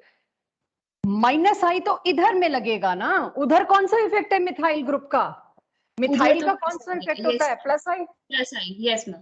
ठीक है, तो इंडक्टिव तो तब लेना तुम लोग जब रेजोनेंस या हाइपर कॉन्जुगेशन ना हो। वो तो किसी ने पूछ लिया तो मैंने बता दिया। ठीक है, क्लियर। आएंगे अभी अभी ऐसे कंपटीशन वाले क्वेश्चन अगली स्लाइड्स में है, बस मैं एनसीईआरटी वालों को फ्री कर रही हूँ। अब सेकंड वाला आप मुझे दीजिए, कौन सा ज्यादा स्टेबल करना कोशिश, लक्ष्य, हरगुन और निकिता, लाओ सारांश, शौर्य, शवगुण, सवगुण सॉरी, लाइए। सेकंड वाले में कौन सा ज्यादा स्टेबल कैटेगरिकली दिख रहा है। आर्यन दो आंसर। मैम सॉरी बोलो शौर्य, कौन सा। मैम फर्स्ट वाला। फर्स्ट वाला ज्यादा स्टेबल है, वजह। मैम क्योंकि आपने अभी अभी बताया था कि जब हम स्टेबिलिटी ढूंढते हैं तो रेजोनेंस को ज़्यादा प्रायोरिटी देते हैं। राइट, तो वजह इसमें रेजोनेंस है। तो यस मैम। अब मेरे सामने होते तो मैं तुम्हें कहती बना के दिखाओ। सॉरी सॉरी सॉरी, एक second.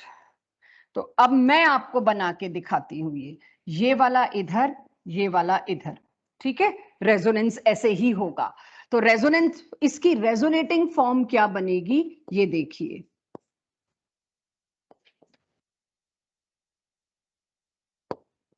This is it's resonating form. नीचे रेजोनेटिंग फॉर्म बनाइए, बनानी आसान नहीं होती। तो यस बिल्कुल सही, because of are effect, resonance effect, ये वाला ज्यादा स्टेबल होगा। सबगुण मुझे नीचे वाले का बताइए। ये तो शौर्य ने बता दिया, बिल्कुल सही बताया, प्रॉपर आंसर दिया मेरे को। अब इसका बताओ, इन दोनों में से कौन सा ज्यादा stable? Sabgun I need answer, Himank I need answer, इन दोनों में से कौन सा ज्यादा स्टेबल लास्ट वाले में? Sabgun I am waiting. Ma'am first वाला होगा, सेकंड वाले में तो हाइपर कॉन्जुगेशन है ही नहीं। नहीं, सेकंड वाले में अभी चेक करते हैं। बहुत अच्छा किया तुमने बोला, ये है अल्फा कार्बन, ये वाला, इस पे एक H है, तो 1 अल्फा H होने की वजह से हाइपर कॉन्जुगेशन तो है, राइट? 1 अल्फा H जो कि हाइपर कॉन्जुगेशन। हाँ, क्यों? लेकिन वजह तो बताओ ना। हम क्योंकि फर्स्ट वाले में रेजोनेंस है, और जो हमने पिछले लेक्चर में किया था कि सबसे ज्यादा स्टेबिलिटी रेजोनेंस में होती है, फिर हाइपर कॉन्जुगेशन में, और फिर इंडक्टिव इफेक्ट में। बिल्कुल सही, पूरा आंसर परफेक्ट। अब तो मुझे रोकना पड़ रहा है तुम लोगों को, right? This is what I wanted. तो भाई सबगुण, इसके अंदर रेजोनेंस कैसे भूल सकते हो तुम? जब रेजोनेंस आ जाए तो बच्चे की जो एक भावना होती है, फटाक से आंसर पे जंप करता है, वो तो देखता ही नहीं। तुमने वो चीज बता दी जो मैं बाद में दिखवाती जरूर। तो लिखिए यहां पर, इसमें है आर इफेक्ट और उसमें है हाइपर कॉन्जुगेशन, मात्र एक हाइड्रोजन का। पॉइंट ही नहीं, जब आर इफेक्ट है तो मैं हाइपर कॉन्जुगेशन को वैल्यू दूंगी ही नहीं। तो यस, दिस इज स्टेबल। तो यहां पर खत्म होता है फ्री रेडिकल, कार्बो एनायन, कार्बोकैटायन, बिल्कुल बेसिक एक बार दोबारा से, तो जिससे कि जो लोग भी पिछली क्लासेस तक किसी और नशे में थे वो संभल जाएं, क्योंकि चैप्टर, वैसे आज का इरादा था एनसीईआरटी वालों का चैप्टर खत्म करना, लेकिन एक दो लोगों की अनअवेलेबिलिटी और स्कूल एग्जाम्स और पता नहीं क्या क्या आप लोगों के ड्रामे होते हैं, वो ड्रामे देखने की वजह से मेरे को आज डिसाइड करना पड़ा कि 1 घंटा एनसीईआरटी वालों की क्लास ले लेती हूँ और 1 घंटा कंपटीशन वालों की, इसीलिए। वरना आप देखिए 3:45 हो रहे हैं। आखिरी टॉपिक बचा है आइसोमेरिज्म, जो एनसीईआरटी में सिर्फ 1 पेज का है, सिर्फ 1 पेज का। मैं बड़े आराम से आधे घंटे में आइसोमेरिज्म करा के चैप्टर खत्म और अगली क्लास में टेस्ट रखती, बट कुछ लोगों की वजह से रोक रही हूं, और वो कुछ लोग समझ गए होंगे कि इनकी वजह से। So now for NCERT ones, you people can leave the class and do the DPP. और जो यहां आए बैठे हैं, डीपीपी लीजिए आज वाली। ममता देखना, सब्जेक्टिव वाली शायद अपलोड हुई नहीं, मैंने मेल ही नहीं करी आई थिंक। तो मैं अभी नहीं, सर ने मेरे को भेज दी थी, सर ने मेरे को दी है वो टीपीपी। वो तो थी इफेक्ट्स वाली, वो जो एक अच्छा सारे चैप्टर वाली तो अगली क्लास में देनी है। सॉरी ठीक हाँ है। जी, हाँ जो जी, मेरे सामने इस वक्त बैठे हैं, खोलिए डीपीपी जो आज अपलोड हुई है और करिए उसको, ठीक है? एनसीईआरटी वाले, इन लोगों को जब जब बीच में मैं टाइम दूंगी कुछ करने को, आपके पास आके आपकी कॉपी में चेक करूंगी। ऐप खोलिए। तुम कर रहे हो ना आगे का? ग्रेट। हिमांक और हरगुन शुरू हो जाओ, ठीक है? हाँ जी बच्चों, अब overall order only for competition, सारा लेक्चर अब स्टार्ट हो जाता है, ठीक है? अब इस पर बड़े इंटरेस्टिंग केसेस लेके आऊंगी आपके साथ कि 2014 में क्या आया, 15 में क्या आया, वो डिस्कस करेंगे। Overall order of free radical, note कर लो जरा ओवरऑल ऑर्डर। इसमें अब आप लिख सकते हैं, मैंने हालांकि लिख दिया है, पहले जो 4 मैंने लिखे हैं उसमें रेजोनेंस की वजह से कंप्लीट डीलोकलाइजेशन था, इसलिए वो ज्यादा स्टेबल थे, रेजोनेंस को हम ज्यादा प्रायोरिटी देते हैं। नीचे जो मैंने लिखे हैं due to hyper conjugation delocalization था, इसीलिए ये फ्री रेडिकल की स्टेबिलिटी ऑर्डर। नोट करिए, फिर मैं आपको कुछ इंटरेस्टिंग केसेस देती हूँ, करते जाओगे आप, उसमें नहीं मैं इलेबोरेट करके बताने वाली।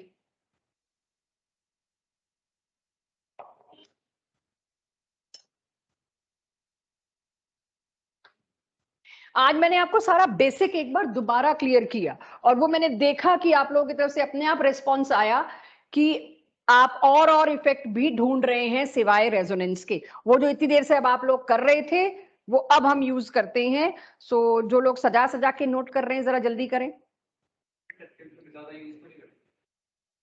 अरे बहुत जगह इंडक्टिव बचाएगा हमको, अब आने दो। बहुत जगह पर इंडक्टिव इफेक्ट ही बचाएगा, रेदर बहुत सारे केसेस आपको मिलेंगे ही ऐसे आपके माइंड सेट के साथ खेलते हुए कि बच्चा बड़ा प्रिपेयर्ड होके आता है कि जिसमें रेजोनेंस है चुपचाप उसको हम सबसे ज्यादा वैल्यू दें। इसी को तो पकड़ के उन्होंने आपका -1 कराना है, तो आप तैयार होते हैं ना हम उसके लिए। अब आ जाओ फिर से पूरा क्वेश्चन करते हैं। अब हम पढ़ नहीं रहे, अब हम क्वेश्चंस कर रहे हैं। क्वेश्चन करने से पहले कुछ इंपॉर्टेंट चीजें, यानी जब आप मेंस और नीट देने जाओगे पिछला कुछ नहीं पढ़ोगे, सिर्फ ये पढ़ोगे। क्वेश्चन की प्रैक्टिस ही असल में होती है और कुछ नहीं, कि आपको इंटरमीडिएट्स की स्टेबिलिटी में 3 ही बुलेट्स याद रखनी है बस। हरगुन मिल गई आपको? डीपीपी शुरू हो गए क्वेश्चन वाइज, आज अपलोड हुई है। ऑब्जेक्टिव डीपीपी अपलोड हुई है आज एनसीईआरटी वालों के लिए, चेक करो एक बार। ममता एक बार देखना, सुरेंद्र से पूछना, वो वाली उसने अपलोड करी नहीं है, एक बार बोल देना कि मैंने मैम कह बोल रही है। दिया सर को, मैंने मैसेज कर दिया हो रही है, with in a minute call हो भी रही कर है। देती हूँ। हाँ जी, चलिए, तो क्या क्या चीजें हमें याद रखनी होती हैं, हैव अ लुक। एक, सबसे पहले जो मैंने लिखा है स्टेबिलिटी ऑफ इंटरमीडिएट्स में, रेजोनेंस या मीजोमेरिज्म सबसे पहले, ये तो अब आपको रट गया होगा। फिर हाइपर कॉन्जुगेशन, फिर इंडक्टिव इफेक्ट। इसमें एक एक्सेप्शन है, और वो एक्सेप्शन क्या है? हेलोजेंस। एक्सेप्शन ढंग से समझना, ठीक है? एक्सेप्शन को ढंग से समझना। प्लस आर इफेक्ट होता है हेलोजेंस में, like this, right? Plus are effect होता है। अगर यहां मैं कहीं कार्बोकेटाइन या कुछ बनाती, वो मैं बाद में बनाऊंगी, लेकिन बेंजीन रिंग के साथ लगने वाले प्लस आर को हम क्या कहते हैं? Plus M. मीजोमेरिज्म की आपको जब प्रैक्टिस कराई थी तो मैंने यही कहा था, रेजोनेंस और मीजोमेरिज्म एक ही बात है, बस रिंग आ गया तो उसको मीजोमेरिज्म बोलते हैं। हेलोजन का प्लस एम मतलब वही R, is dominated by inductive effect. पहली बार मैं देख रही हूं कहीं पर इंडक्टिव इफेक्ट डोमिनेट कर रहा है बजाय रेजोनेंस के, बजाय मीजोमेरिज्म के। लेकिन plus R is dominated by inductive effect, यानी रिंग के साथ जब हेलोजन है तब उसका मीजोमेरिज्म और रेजोनेंस कोई काम नहीं करेगा। लेकिन वही हेलोजन अगर किसी ओपन चेन के साथ है तब उसका रेजोनेंस जरूर डोमिनेट करेगा, जैसे हमेशा करता है। बेंजीन रिंग के साथ अगर हेलोजन आ गया तो उसका मीजोमेरिज्म, जिसको अक्सर हम आर से भी कई बार बोल देते हैं, वो डोमिनेट नहीं कर पाएगा, रेदर इंडक्टिव ज्यादा डोमिनेट कर जाएगा। क्लियर? ये एक्सेप्शन नोट करना है। दूसरी चीज सबके लिए, ये जो प्लस एम और माइनस एम इफेक्ट होते हैं, ये बेंजीन की मेटा पोजीशन पर नहीं लगते। बेंजीन की मेटा पोजीशन पे कभी भी आप आर इफेक्ट, हम लिखते वक्त तो एम लिख रहे हैं, लेकिन जैसे अगली स्लाइड पे जाऊंगी मेरा खुद का हाथ आर पे चल पड़ेगा। प्लीज उस चीज को अपनी कॉपी में करेक्ट करिएगा। रेजोनेंस के बजाय बेंजीन रिंग के साथ जब भी आप देखेंगे उसको मीजोमेरिज्म एम सिंबल दीजिएगा, मैं भी कोशिश करूंगी वही करूं। तो मेटा पोजीशन पे कोई मीजोमेरिज्म, कोई रेजोनेंस इफेक्ट नहीं लगता अगर मेटा पोजीशन पे ग्रुप मौजूद है। और आखिरी चीज, इंडक्टिव इफेक्ट डिस्टेंस के साथ साथ कमजोर होता जाता है, इट वैनिशेस विद डिस्टेंस। ये 3 बुलेट्स याद रखिए, और अब धड़ाधड़ मैं आपको कार्बोकेटाइन, कार्बोएनायन, फ्री रेडिकल देती जाती हूँ। स्टेबिलिटी ऑर्डर डिस्कस करते हैं, गलतियां करिए और उसको इंप्रूव करिए, ठीक है? ये 3 बुलेट्स पढ़नी है आपको अगले साल जब इंटरमीडिएट स्टेबिलिटी देखनी है, और कुछ नहीं पढ़ना, बहुत बेसिक आपको अपने आप आ जाता है। I hope it is noted. लो जी, 1 सेकेंड दे दिया। ये तीनों bullets is going to be saviour for us in class 12th। जब जब रिवाइज करना हो इसी बुलेट पे पहुंचना, इसी पेज पे। एक्सेप्शन भी लिख दी है मैंने, एक ही है।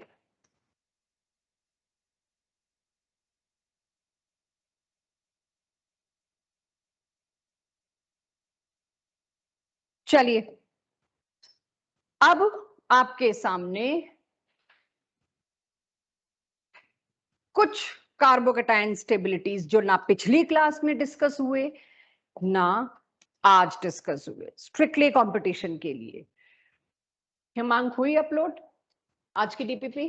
मैम सब बच्चों को डीपीपी इनके फोन पे पहुंच चुकी है, व्हाट्सएप चेक कर लो, हरगुन चेक करो। एक्चुअली सर की साइड से अभी थोड़ा टाइम लगेगा तो इसलिए मैंने ऐसे करती इनको। जब मर्जी आ जाओ बेटा, ठीक है? इलेक्ट्रोनेगेटिविटी ऑफ कार्बन, अब ये मैं आज क्लास में वैसे भी बता चुकी हूं। जिस कार्बन पर पॉजिटिव चार्ज है, ये 3 केसेस, जब जब आप स्टेबिलिटी देखोगे कार्बोकेटाइन की इनवर्सली प्रोपोर्शनल टू इलेक्ट्रोनेगेटिविटी, मैं रेजोनेंस में आपको वैसे ही सिखा चुकी हूं। ये वाला carbon sp hybridized triple bond वाला, यानी इसके अंदर 50% s कैरेक्टर। 50% s कैरेक्टर मतलब वो ज्यादा इलेक्ट्रोनेगेटिव। ज्यादा इलेक्ट्रोनेगेटिव कार्बन पे आप पॉजिटिव चार्ज दोगे, it is not going to take it friendly, वो उसको नहीं ले पाएगा, तो लीस्ट स्टेबल। यहां पर विनाइल कार्बोकैटायन में देखूं तो ये sp2 हाइब्रिडाइज्ड है। sp2 हाइब्रिडाइज्ड में 33% s कैरेक्टर, थोड़ा कम electronegative as compare to alkyne, इसीलिए फिर भी ले लेगा लेकिन नॉट हैप्पीली।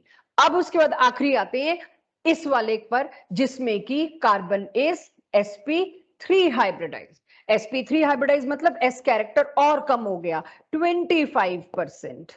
तो आप सोचिए सबसे ज्यादा इलेक्ट्रोनेगेटिव कार्बन कौन सा होता है जिसमें s कैरेक्टर ज्यादा हो। s कैरेक्टर किस में ज्यादा है? sp में। sp में ज्यादा होने की वजह से वो पॉजिटिव चार्ज लेके राजी नहीं है, क्योंकि वो मोस्ट इलेक्ट्रोनेगेटिव है। तो मेरे सामने तो मैं देख रही हूँ लोग लिखने में धड़ाधड़ बहुत ज्यादा इन्वॉल्व हैं, होपफुली आप समझ भी रहे हैं।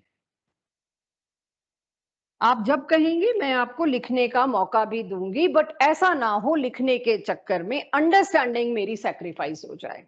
ठीक है, दूसरा एक एग्जांपल आपके लिए, अगेन जो नहीं लिया था लास्ट क्लास में वो लेती हूँ। अब मेरे एक्सप्लेनेशन का वेट मत करना, अब आप लोग देखूं, बहुत दिमाग खोल लिया यार, बहुत क्लासेस से ये चल रहा है। Don't wait for my explanation, do your bit in these three, which is most stable. I am waiting.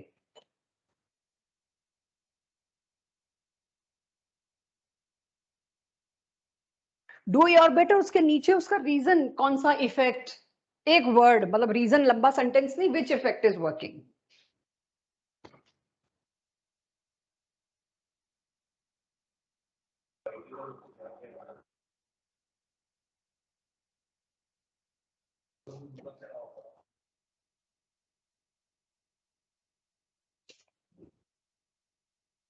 हिमांक हरगुन, मुझे आज की डीपीपी के कम से कम 12 क्वेश्चन कॉपी में दिखाओगे तो जाने दूंगी, नहीं तो नहीं। ठीक है, करने हैं। कौन बताएगा मेरे को फर्स्ट, सेकंड और थर्ड में विच इज मोस्ट स्टेबल? आपकी बिट, बिना किताबों के पन्ने काले किए, जस्ट सोच के। यहां कोई रेजोनेंस नहीं है, पहले तो ये समझना इसमें रेजोनेंस है ही नहीं। राइट, देखो दो दो सिंगल बॉन्ड आ रहे हैं, काहे का कॉन्जुगेशन, इसलिए रेजोनेंस तो है ही नहीं। हाँ जी, first one is most stable. Effect कौन सा? इंडक्टिव। तो इंडक्टिव इफेक्ट हमें पता है इसका कौन सा होता है, माइनस आई, खींचना। अच्छा, ये डिस्टेंस के साथ साथ कमजोर होता जाता है। माइनस आई इफेक्ट क्या कर रहा है बच्चों? माइनस आई इफेक्ट, इस पे पार्शियल पॉजिटिव, इस पे डबल पार्शियल पॉजिटिव। पार्शियल का मतलब वेरी लेस, डबल पार्शियल का मतलब वेरी वेरी लेस। अब इधर वाले पे देखें दिव्या, इसका inductive effect, inductive effect vanishes with distance, जितना दूर होता जाएगा उसकी ताकत उतनी कम होती जाएगी। इस पे डबल, यहां पर आया डबल पार्शियल पॉजिटिव, यहां आया ट्रिपल पार्शियल, यानी वेरी वेरी वेरी लेस। तो फर्स्ट और थर्ड में अगर मैं देखूं तो आई थिंक थर्ड वाले में कम इंटेंसिफाई हो रहा है पॉजिटिव चार्ज। थर्ड वाला इसमें मुझे लगता है सबसे ज्यादा स्टेबल होना चाहिए। अब फाइट आती है फर्स्ट और सेकंड की, थर्ड तो इन सब में ऊपर आ गया। वरुण करना कोशिश, उदिति करो कोशिश, ममता, कृति नहीं क्लास में रिस्पॉन्स दे रही, पता करो जरा। ओके मैम, देखती हूँ। फर्स्ट यानी सेकंड वाला सबसे अनस्टेबल होगा। वजह Ananya? Absolutely right, absolutely right. तो आई होप आप भी यही सोच रहे। दो जगह से दो दो इलेक्ट्रॉन विड्रॉइंग ग्रुप, दो दो का कौन सा इफेक्ट? यहां पर वही I effect, 2 minus I effect. इसमें दो दो माइनस आई इफेक्ट लग रहे थे, तो अपने आप देखिए, यहां पर इसकी वजह से पार्शियल पॉजिटिव, यहां पर इसकी वजह से पार्शियल पॉजिटिव, यहां डबल पार्शियल पॉजिटिव। और एक और, तो अब मैं ये बनाने भी बंद करूंगी डबल पार्शियल। आपको पता है जितना नजदीक उतना ज्यादा खींच रहा है। यहाँ दो दो लगे हुए थे, तो दो दो ने क्या किया, और ज्यादा पॉजिटिव चार्ज रिच कर दिया, उसके ऊपर कमी और कर दी। एंड फिर ऑफ कोर्स बीच में क्या आएगा, 1। ये था stability order according to straight away inductive effect, जिसमें रेजोनेंस टांग ना अड़ा रहा हो, ऐसा इंडक्टिव इफेक्ट मैं ढूंढ के आपके लिए लाई। एक और मैं आपसे लगे हाथ यहीं पर पूछ लेती हूं, ये बताइएगा। आई नो आप बता Excuse ली, me, मैम। बोलो जी। मैम फिर तो सेकंड वाले पे 4 नहीं हो गए तभी पार्शियल तो पॉजिटिव? ये बहुत कम स्टेबल हुआ ना, तभी तो सबसे पीछे ये पहुंचा दिया। That's why it is least stable. Positive charge कितना इंटेंसिफाई हो गया, देखो यहां से भी, यहां तो है ही, यहां से भी। That's why it is in last stability order. Understood? Yes ma'am. And ma'am more over जहाँ पे ब्रांचिंग ज्यादा होगी वहां पे इंडक्टिव इफेक्ट ज्यादा लगेगा और फिर उसी की वजह से भी कम ना ना ना, ये ब्रांचिंग नहीं है प्लीज, ये हेटेरो एटम है, ये मिथाइल ग्रुप नहीं है, ये क्लोरीन है, बिल्कुल नहीं। ठीक है, ब्रांचिंग पे मत कंफ्यूज होना। एक ये बताओ, ये अच्छे क्वेश्चंस हैं भाई, ये बताना पड़ेगा। बताइए इन दोनों में फर्स्ट सेकंड, टेल मी। दोनों का इंडक्टिव इफेक्ट एक ही है। इंडक्टिव इफेक्ट का कोई ट्रेंड लिखवाया था मैंने, उसमें देखिए जितना ज्यादा इलेक्ट्रोनेगेटिव उतना इलेक्ट्रॉन ज्यादा खींचेगा। तो फ्लोरीन के केस में मोर माइनस आई, देयरफॉर पॉजिटिव चार्ज इंटेंसिफाई मोर, इसीलिए ये कम स्टेबल। ये मेरी क्लास से इमीडिएट आना चाहिए था। अपने लास्ट ईयर्स के एक्सपीरियंस को देखूं तो जैसे ही ऐसे एग्जांपल आते हैं मेरे को लिखने नहीं देते, उससे पहले जवाब आ जाता है। या तो आप लोग कॉन्फिडेंस नहीं रख रहे हैं, लिखने में लगे हुए हैं, या आप जवाब देना ही नहीं चाह रहे। ये वो सेक्शन है जहां इमीडिएट आंसर आना चाहिए आप लोगों से। ठीक है, चलिए एनीवेज, अब मेरी स्पीड आपसे मैच करेगी क्योंकि अब मेरी बनी बनाई स्लाइड्स नहीं है मैम मेरे पास। कृति से बात हो गई है मैम। हाँ, क्या इशू हो गया उसको? मैम उसकी तबीयत थोड़ी सी खराब हो गई अचानक ना, इसलिए ठीक है, वॉमिटिंग हो रही है। ठीक है। अब मैं आपको ये कार्बोकेटाइन बना के दे रही हूं एक, ठीक है, और एक ये कार्बोकेटाइन। मुझे बताइए जब आपके आंसर सही आने लग जाएंगे, I finish up my class, मैं क्लास बंद कर दूंगी। या इमीडिएट जो आखिरी चीजें अगर मैंने कोई बचा रखी है आखिरी के लिए वो ले आऊंगी। It's up to you now. बताइए कौन सा कार्बोकेटाइन ज्यादा stable? Ma'am second one. Second वाला। Boys I expect from you also.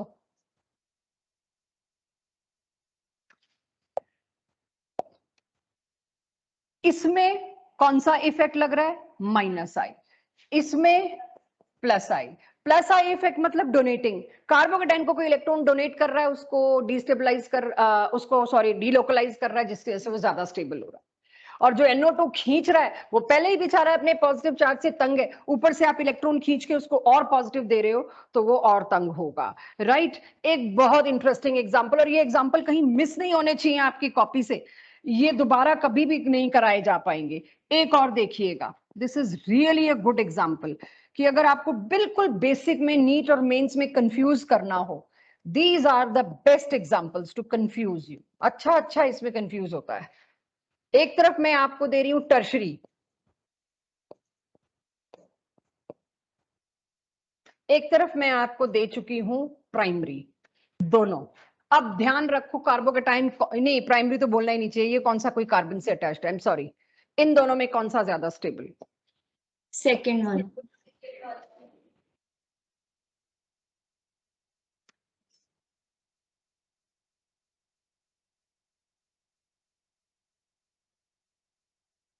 सोचो।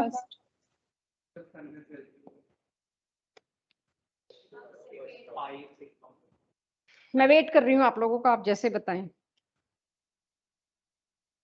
Ma'am second one more stable. यार ये क्यों नहीं देख रहे?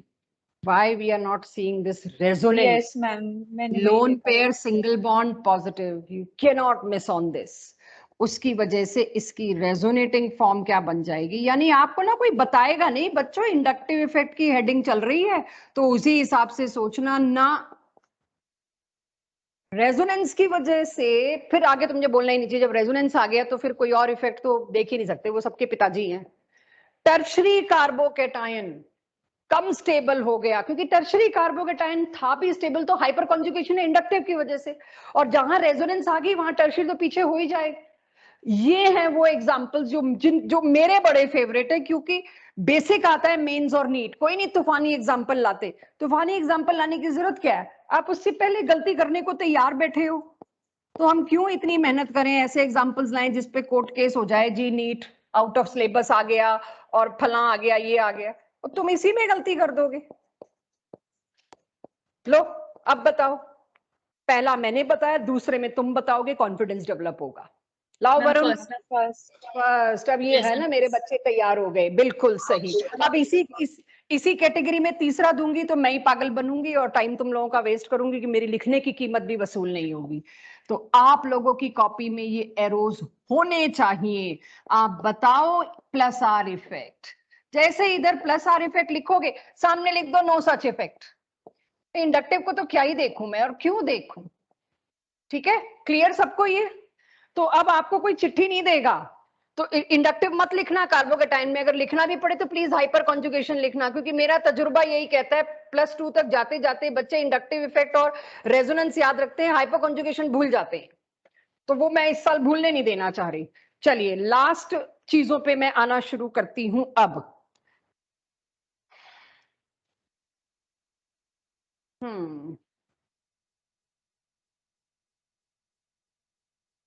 गुड, ये वाला दो, ये जेई मेंस में आया हुआ है 2014 में, और जो जो जेई मेंस में आए रिकॉर्ड है वो सारे 1-2 साल बाद जेई मेंस के बाद नीट में आए हुए हैं।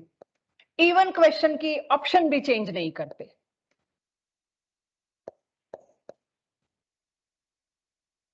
बताओ, एंड टाइम काम करेगा, यहां पे टाइमर चल रहा है, बताइए कौन सा ज्यादा स्टेबल।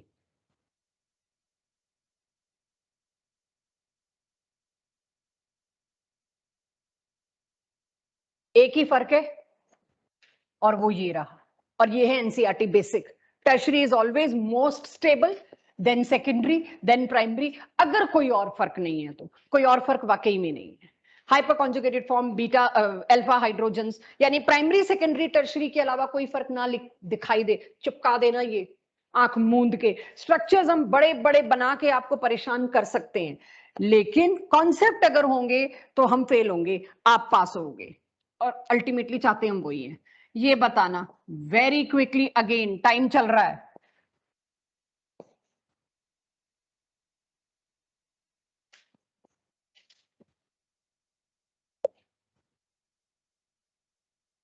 सेकंड वाला क्यों, बिल्कुल सही, सेकंड। रेजोनेंस दोनों में है, यहां पर लिखिए, बिल्कुल सही। मेरे सामने वालों ने पहले दे दिया इसलिए सॉरी, मैंने ऑनलाइन वालों को सुना नहीं, I am so sorry. Extended conjugation word चाहिए आज के बाद, मेरे को एक्सटेंडेड कॉन्जुगेशन चाहिए आज के बाद, और वो ये, इसमें तो एक ही है और इसके अंदर कॉन्जुगेशन देखो, दोनों पाई बॉन्ड कॉन्जुगेशन में इन्वॉल्व हैं, इसीलिए ऑफ कोर्स ये ज्यादा स्टेबल होगा। ठीक है, अगला देती हूं।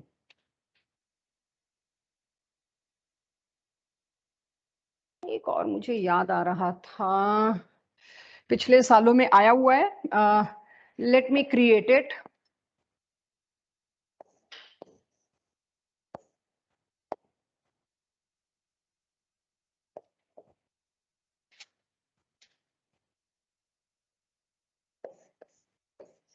एक आधा मिनट में अभी इरेज कर सकती हूँ, इसलिए थोड़ा सा टाइम दीजिएगा मेरे को, शायद मैं इरेज करूं।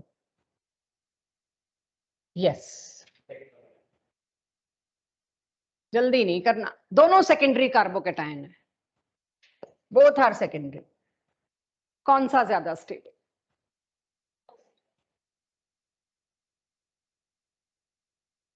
मेरे सामने से वाला।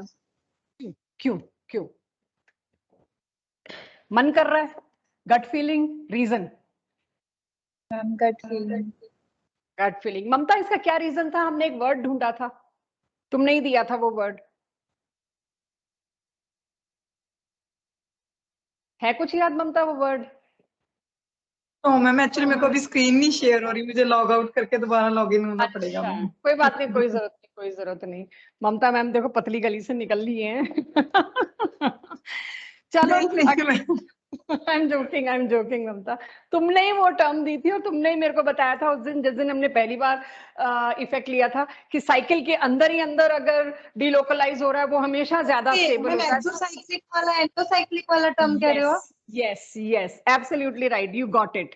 तो बच्चों, एंडोसाइक्लिक, विद इन साइकिल अगर डिलोकलाइजेशन हो रहा है विद इन क्लोज चेन, वो हमेशा ज्यादा स्टेबल होता है as compare to exocyclic. Cycle से बाहर निकल गया, पॉजिटिव चार्ज साइकिल के अंदर और पाई बॉन्ड साइकिल के बाहर, तो एक्सोसाइक्लिक हो गया। एंडोसाइक्लिक कार्बोकेटाइन हमेशा ज्यादा स्टेबल होगा। इसके मैं नोट्स ऐसे इसके अलावा बनवा ही नहीं सकती, आपको एक पेज पे नहीं मिलते सारे। जैसे जैसे आगे, अब जैसे मेरे को ये याद आ गया, ये एक बार आया हुआ क्वेश्चन है, जस्ट इट क्रैक्ड बीच में, तो मैंने लिख दिया। मेरी नोट्स कॉपी में भी नहीं है ये बस याद आ गया। एक और ऐसा ही याद आया, ये बहुत अच्छा एग्जांपल है, देखना बच्चों। दिस, ये मैं पूछ नहीं रही, मैं आपको बता रही हूं, आपसे पूछ नहीं सकते ये बिना बताए। ये है एग्जैक्ट जेईई मेंस और नीट में जो कार्बोकेटाइन स्टेबिलिटी को लेके आ रहे हैं। अभी मैं कुछ उल्टा भी लिखूंगी, इसलिए वेट करना लिखने से। मेरे को बोलने दो, वही मैंने कहा, अभी रुकना। राइट, अगर आप देखें तो ये कार्बन, इधर एक बॉन्ड, इधर एक बॉन्ड, ऑफ कोर्स इस पे एक H होगा जो बॉन्ड लाइन नोटेशन में नहीं बनाते। ये है सेकेंडरी कार्बोकेटाइन। ये है एक से ज्यादा साइकिल जब फ्यूज्ड होती हैं। ये वाला कार्बन देखिए और ये वाला कार्बन देखिए, क्या प्रॉब्लम है? ये 3 कार्बन से जुड़ा है, इसके अंदर 2 साइकिल्स फ्यूज्ड हैं, 2 साइक्लिक स्ट्रक्चर्स फ्यूज्ड हैं, बट ऐसे होते हैं। ये कार्बोकेटाइन अगर मैं देखूं तो टर्शरी है, ठीक है? तो फिर तो हम सोचे जी tertiary carbocation is more stable than primary, लेकिन नहीं। जब भी आप ऐसा ब्रिज, ये एक तरह से आप देखो जिन कार्बन्स को मैं कलर कर रही हूं, एक ये और एक ये दोनों कार्बन को जोड़ते हुए 3 ब्रिज बने हुए हैं। This is bridge number 1, this is bridge number 2 and this is bridge number 3। 3 bridge बने हुए हैं। तो इन कार्बन्स को हम कहते हैं ब्रिज्ड कार्बन्स, और ऐसे कार्बोकेटाइन को हम कहते हैं ब्रिज्ड कार्बोकेटाइन। ये प्लेनर नहीं रह पाता। Bridged carbocations due to non planarity, इनमें प्लेनैरिटी नहीं आ पाती। ड्यू टू नॉन प्लेनैरिटी, ये नॉन प्लेनर होता है, मतलब टेट्राहेड्रल स्ट्रक्चर में आने के लिए टूट जाता है। It is least stable. मैंने आपको याद हो मोस्ट स्टेबल लिखवा दिया था, एक वो 3 साइक्लोप्रोपाइल रिंग्स जिस कार्बोकेटाइन के साथ, और आपको कह दिया था डांसिंग रेजोनेंस से पूछना मत क्या होती है डांसिंग रेजोनेंस। इसी तरह से लीस्ट स्टेबल में हमेशा ब्रिज्ड कार्बोकेटाइंस आएंगे। अब ब्रिज्ड कार्बोकेटाइंस आपको ऐसे भी मिल सकते हैं, देखिएगा जरा। जो एक्चुअल में है, ये तो मैंने अपने मन से क्रिएट किया है, जो एक्चुअल में आया हुआ है वो ये है, दिस। ये आया हुआ है एक साल,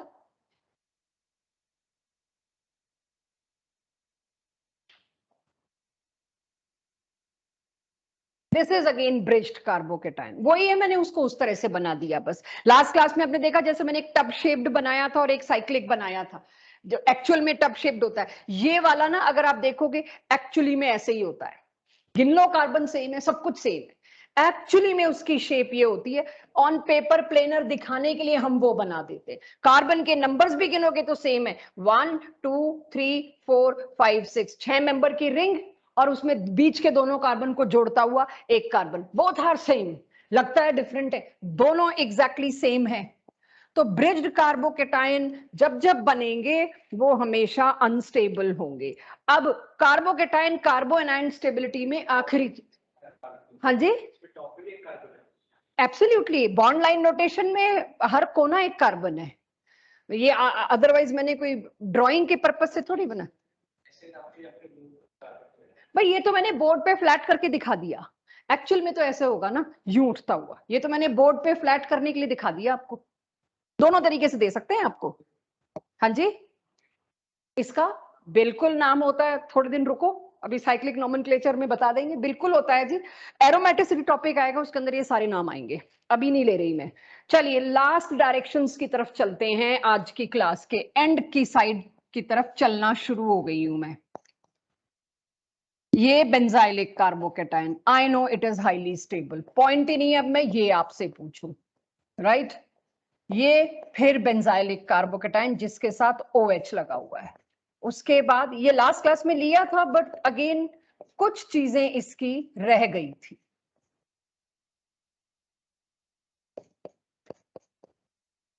Which is most stable out of these three?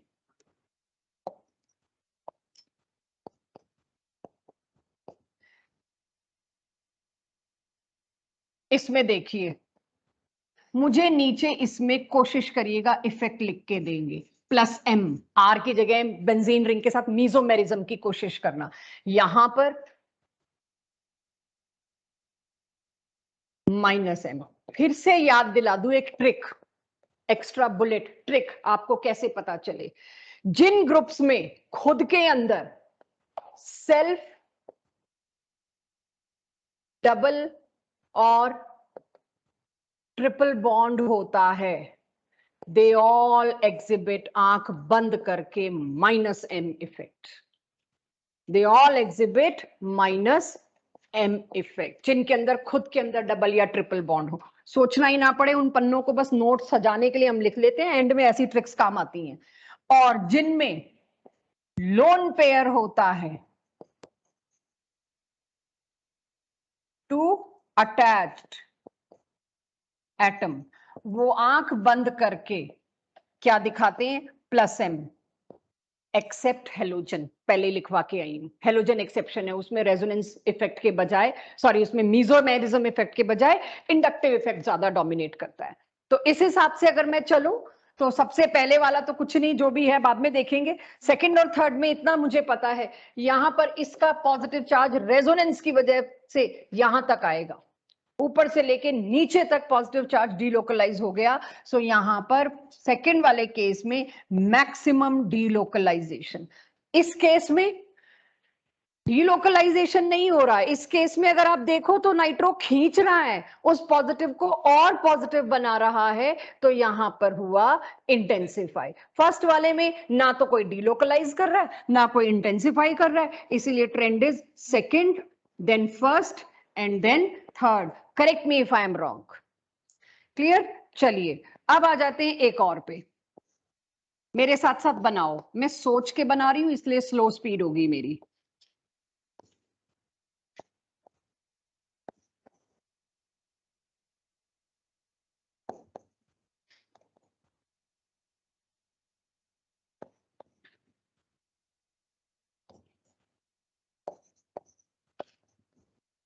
इन तीनों में कौन सा ज्यादा स्टेबल?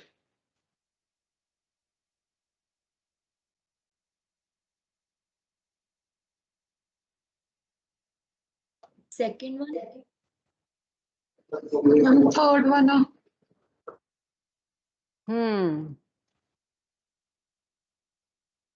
सोच लो, चलो मैं भी वेट कर रही हूँ।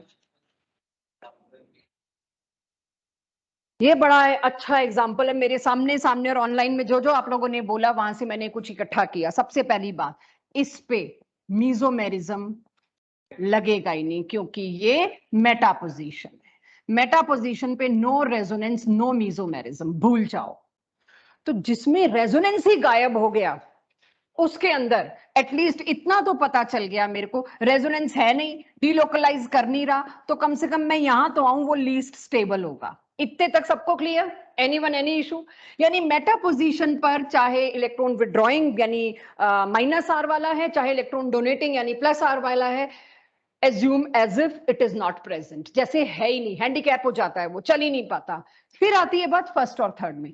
फर्स्ट और थर्ड में M effect is exactly equal. Mesomerism resonance में कभी डिस्टेंस का कोई फर्क नहीं पड़ता।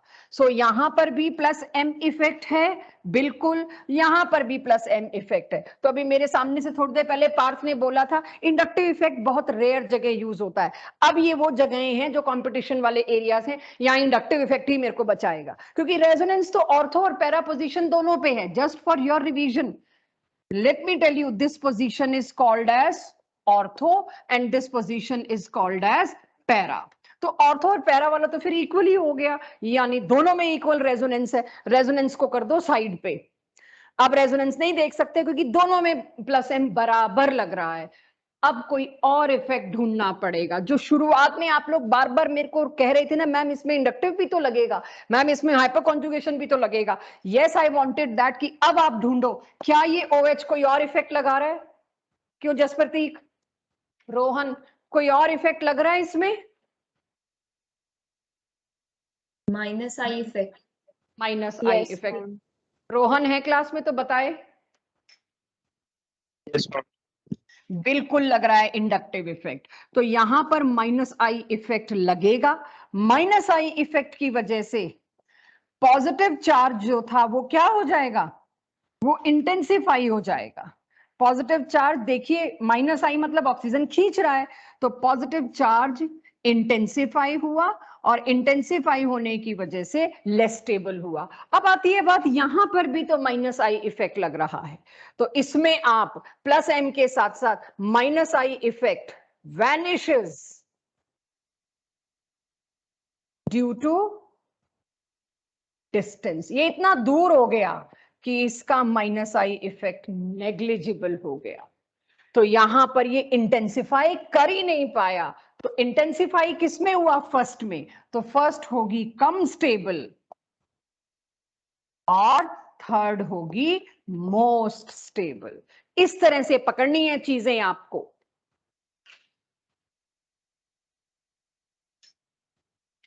पकड़िए, फिर मैं एक और देती हूं आपको, इसके बाद आई थिंक क्लास ऑफ कर दूंगी, बस बचा ही कुछ नहीं। सब कुछ ऐसे ही फ्री रेडिकल में लगाएंगे, सब कुछ ऐसे ही आप कार्बो एनायन में लगाएंगे, कोई फर्क नहीं होगा। मैं ना आज चुन रखे 4 क्वेश्चन जो नीट और जेई मेंस में रीसेंट आए हैं, ताकि आप लोगों को ये पता लग जाए आप कर क्या रहे हो, वो काम आएगा भी कि नहीं।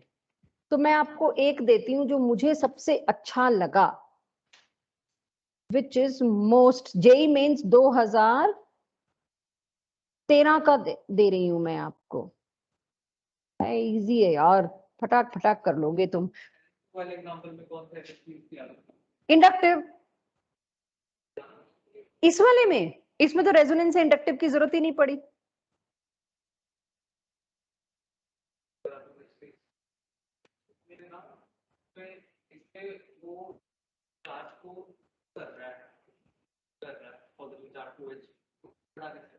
कहाँ बढ़ा रहा है यार? हाँ हाँ हाँ, बधाई हो, एक तो कंफ्यूज हुआ। रेजोनेंस तो देखो ही मत ना तीनों में। अब मेटा तो पहले ही खत्म। अब देखिए यहाँ कुछ कंफ्यूजन आ गया, तो we are discussing it again. Ortho पे हो या पैरा पे हो, रेजोनेंस तो बराबर है मीजोमेरिज्म, इसको भगा दो सीन से। अब आ गया सिर्फ इंडक्टिव OH का। OH का inductive is withdrawing, inductive work with distance. ठीक है, क्लियर? चलिए कोई बात नहीं, जिस किसी को भी और कंफ्यूजन आए प्लीज कीप मी इन्फॉर्म्ड। ठीक है, एक जो मैं क्वेश्चन दे रही हूं आपको, है इजी बट बोल दिया तो दूंगी। अब 3 में से जेई मेंस 2013 का है, बताना इन तीनों में कौन सा ज्यादा stable. CH2 double bond CH, CH2 positive, एक दिया है ये, और एक दिया है ये। मैं आज करा चुकी हूं, बट क्योंकि जेई मेंस का एक्चुअल क्वेश्चन का फ्लेवर आपको देना है, क्योंकि हम थोड़ा डिफिकल्ट कर देते हैं पढ़ाते में, और एक्चुअल में उतना डिफिकल्ट नहीं आता, बट स्टिल एक्चुअल में क्या आता है वो दिखा दूं। 2013, हालांकि 2013 से अब डिफिकल्टी लेवल बहुत बढ़ चुका है, बट स्टिल किसी ना किसी चैप्टर से तो इजी क्वेश्चन आता ही है। बताइए कौन सा सबसे ज्यादा स्टेबल, 1, 2 3 मतलब क्वेश्चन का कत्ल हो गया लिखते ही, इमीडिएट जब आंसर आ जाता है 3। ये 2013 में आया और 2016 का भी दिखाऊंगी, ऐसा ही सेम आया, सेम। तो अब आपको पता ही है 1 रेजोनेंस और लास्ट में 2, क्योंकि इसमें हाइपर कॉन्जुगेशन है जिसको हम वैल्यू नहीं देते। तो ये तो कोई बहुत बढ़िया क्वेश्चन था नहीं। नीट 2018 का दिखाई दे रहा है मेरे को, वही नाइट्रो वाला जो मैं करा चुकी हूं। So I don't find any fun in discussing that. एक और अच्छा सा क्वेश्चन मुझे दिख रहा है, लेट मी चेक। अगर मैंने क्लास में कुछ ना लिया हो तो बात करूंगी मैं उस बारे में।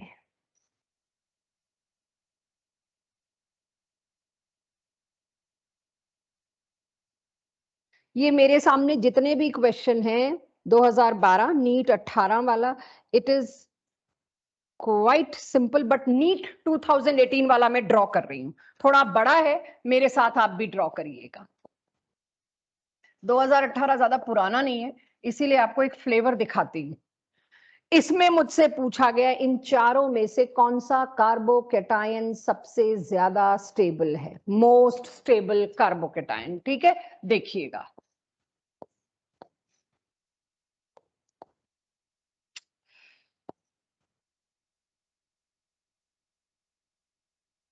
जैसा अगलों ने दिया है ना, मैं बिल्कुल वैसा ही दूंगी अपनी तरफ से, कोई मैं उसमें इजी या डिफिकल्ट नहीं करूंगी।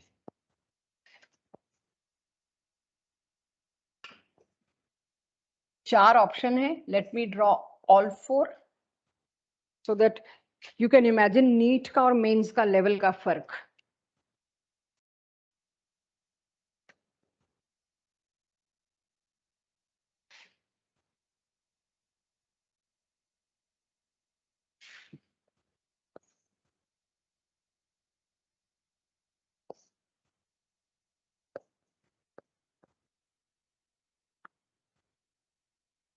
आज टेस्ट नहीं है बच्चों, इसीलिए खींच रही हूं अब तक, ये आखिरी एग्जांपल है। ठीक है,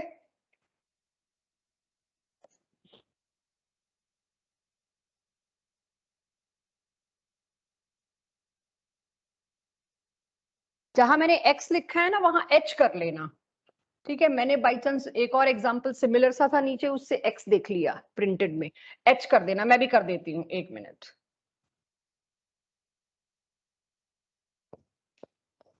जहां जहां मैंने x लिखा है वहां आप H कर दीजिए, जो हाइड्रोजन लगा हुआ ही होता है। ऐसा क्यों दिखाया ये आपको अगले चैप्टर में पता चलेगा कि क्यों मैम H खोल के दिखा दिया, वो अगले चैप्टर में। मुझे बताइए आपको क्या लगता है, ये नीट 2018 का अगले चैप्टर का क्वेश्चन है ये, बट आपको पता है, मैं आपको बता चुकी हूँ ऑर्गेनिक के आने वाले 5 चैप्टर में ये चैप्टर घुसा हुआ है। तो उसके लायक बना रही हूँ कि अगले चैप्टर में अगर कार्बोकेटाइन स्टेबिलिटी आई तो मेरे को ये पूरे पोथे दोबारा ना पढ़ाने पड़े। फाइंड आउट किसके अंदर कार्बोकेटाइन सबसे ज्यादा स्टेबल। हाँ जी, थर्ड वाला। थर्ड वाला क्यों? मैम कॉन्जुगेशन सबसे ज्यादा लंबी चेन बन रही है इसमें। चलो अभी देख लेते हैं थर्ड। ये देखो, double single double single positive, और इतनी मैम तो सब ऊपर भी पॉजिटिव सिंगल और डबल बन रही है, इस साइड को किस? भी पॉजिटिव सिंगल देखो देखो डबल। देखो, होल्ड इट, तुम्हारा इस साइड उस साइड मेरे को नहीं पता ना। ठीक है, सुनो जो मैं कह रही हूं, ठीक पकड़ रहे हो लेकिन सुनो। सिंगल नहीं, double single double single positive, ऐसा कई फॉर्म्स में है। ऐसा सेकंड फॉर्म में भी है, थर्ड फॉर्म में भी है, फोर्थ फॉर्म में भी है। ऑफ कोर्स ये तो रूल्ड आउट हो गया, ये तो रूल्ड आउट हो गया, क्योंकि इसके अंदर पॉजिटिव चार्ज या तो इधर रेजोनेट करेगा या इधर। इसको कहते हैं क्रॉस रेजोनेंस। ये पहले बात नहीं हुई है। क्रॉस रेजोनेंस का मतलब क्या होता है?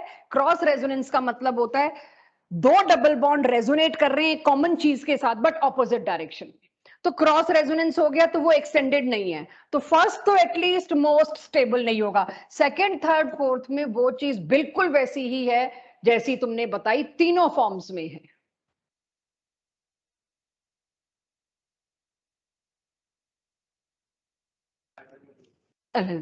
कीप ऑन गेसिंग।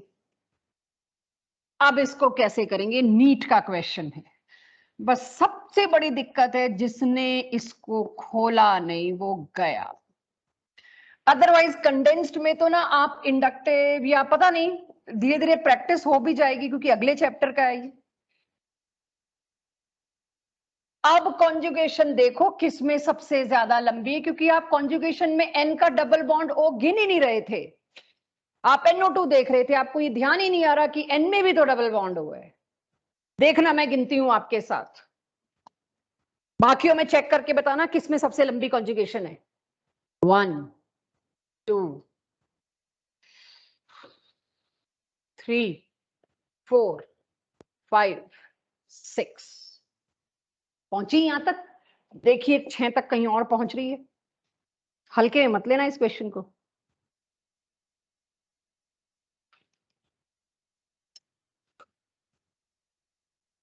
छह तक किसी और में पहुंच रही है, करते हैं, चलो कोई बात नहीं। मैंने इसमें नाइट्रोजन तो भी गिना ही नहीं, सॉरी मैं फिर से करती हूँ। नाइट्रोजन पे क्यों नहीं नंबर लिखा मैंने? अच्छा बॉन्ड्स पे लिखा है, डबल बॉन्ड, सिंगल बॉन्ड, हाँ ठीक है, डबल बॉन्ड, सिंगल बॉन्ड, फिर से डबल बॉन्ड, फिर से सिंगल बॉन्ड, राइट? यहां तक पहुंच गई है, चेक मारो अब। कुछ गलती नहीं थी, अब सही है, किसी एक को ही इन्वॉल्व कर पा रहे हैं। इसके अंदर 4 बॉन्ड्स की कॉन्जुगेशन देख गई। थर्ड में देखना बच्चों, 1 2, आगे क्या, बस आगे जा ही नहीं रहा। 2 से आगे दोनों साइड एक और सिंगल बॉन्ड आ गया। 3 बना ही नहीं पा रही मैं इसमें।